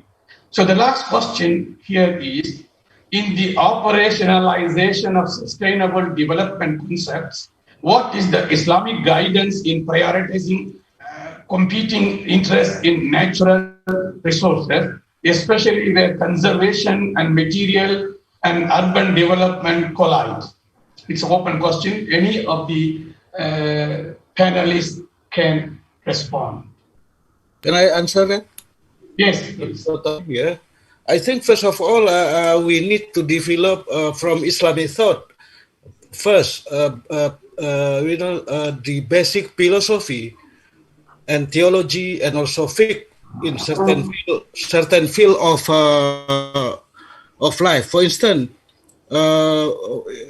in order to preserve land, for instance, we need to have philosophical and theological view, Islamic view on the land, or on whatever, yeah, on earth or something like that. And then we need to also reconstruct fiqh. Fiqh is, of course, the Islamic jurisprudence, the practical guidance, how to conduct, how to perform things according to Islamic injunction, yeah, Islamic injunction. So, for instance, in Indonesia, we develop a fiqh on the use of zakah, Islamic philanthropy, for environment preservation, for instance, for ecology, how you to do it, how do you do it? Islamic philanthropy like zakah or infaq or sadaqah or waqaf, not only for the 8 asnaf, but also for a much wider programs in relation to SDGs project, including also for the preservation, for the protection of women and children's life. For instance, we need to formulate a fiqh on women's life, fiqh on women preservation, women protection, children protection, by using, for instance, Islamic philanthropy. And of course, in Indonesia, we now, philanthropy is developing quite rapidly. So we can use this Islamic philanthropy fund for many, programs in relation to SDGs. Thank you. Okay, thank you, Prof, for your response. Is there any other panelist willing to respond to this question? Or Prof. Yes, most welcome, Prof. Yeah, Prof. Can I just add what has been mentioned by our Prof? I think this question of prioritizing competing interests in natural resources, I think this is a question of each and every country, and also it needs to be posed at the Ummah level. To answer this question, we need to start thinking, as I said, the bigger picture. So we need to come and see how the Islamic Ummah, like the OIC country, as Prof. Kamal mentioned, what is the vision, what is the blueprint of the OIC vision as a whole, which actually one of the big Islamic groupings. Do we have a blueprint for to answer or to address this question? And for that matter, the other areas of economic cooperation, of environment cooperation, of education cooperation, we need to look at this from a bigger picture, because the question we can give you a lot of guiding principles from the Quran and Sunnah, but when it comes to the practical side, we need to see, because these things are related to implementation, to policy matters, to the economies of Muslim countries. So we need now, within the OIC, to start integrating the idea of real cooperation. whether are the environmental and natural resources used. There are some countries who are advanced in certain knowledge, in certain governance and management and policies and applications of the Islamic concepts, let's say, of protecting and conserving the the resources. We learn from them. What do we learn? How to learn? How do we pass the knowledge? What the political institution can do, the social institution, the educational.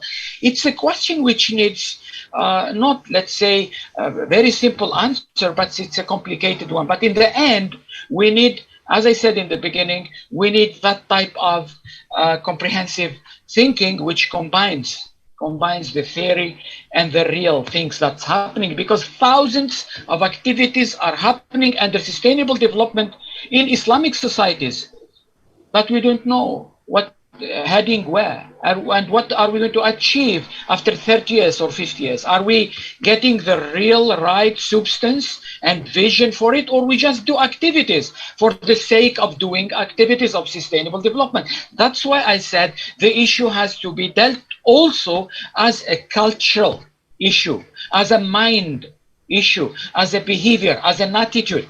We have to change the mind not only of the scholars and teachers and students, but the whole society need to engage if we want to see a different perspective of sustainable development from an Islamic perspective.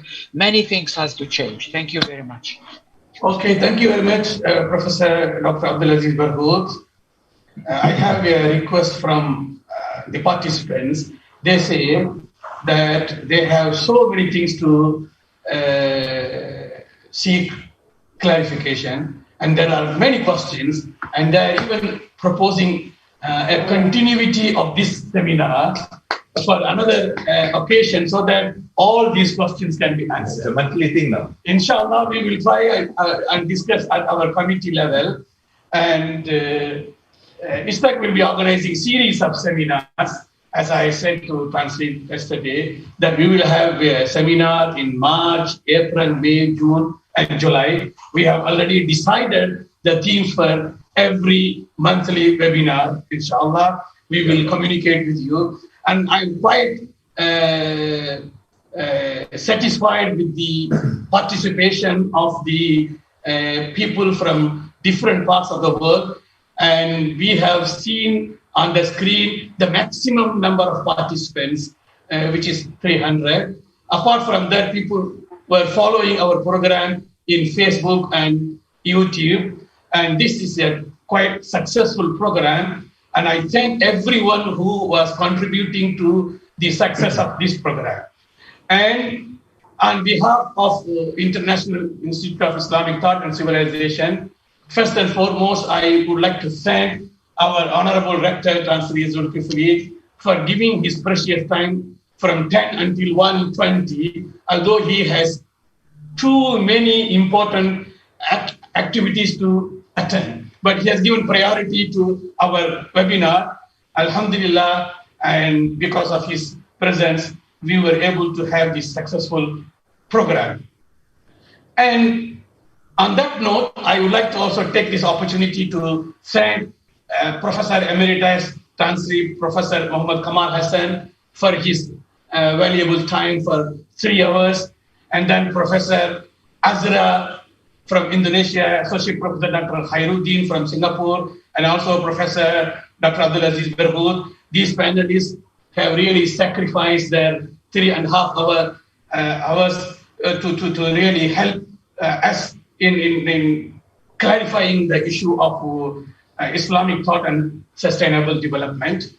And before I end, I would like to take this opportunity to make one announcement, which is very important from our point of view, which is on the 27th of January 2021, ISTAC will be organizing a virtual national conference on Rahma and Karuna, compassion as common ground for building relations between Muslims and Buddhists.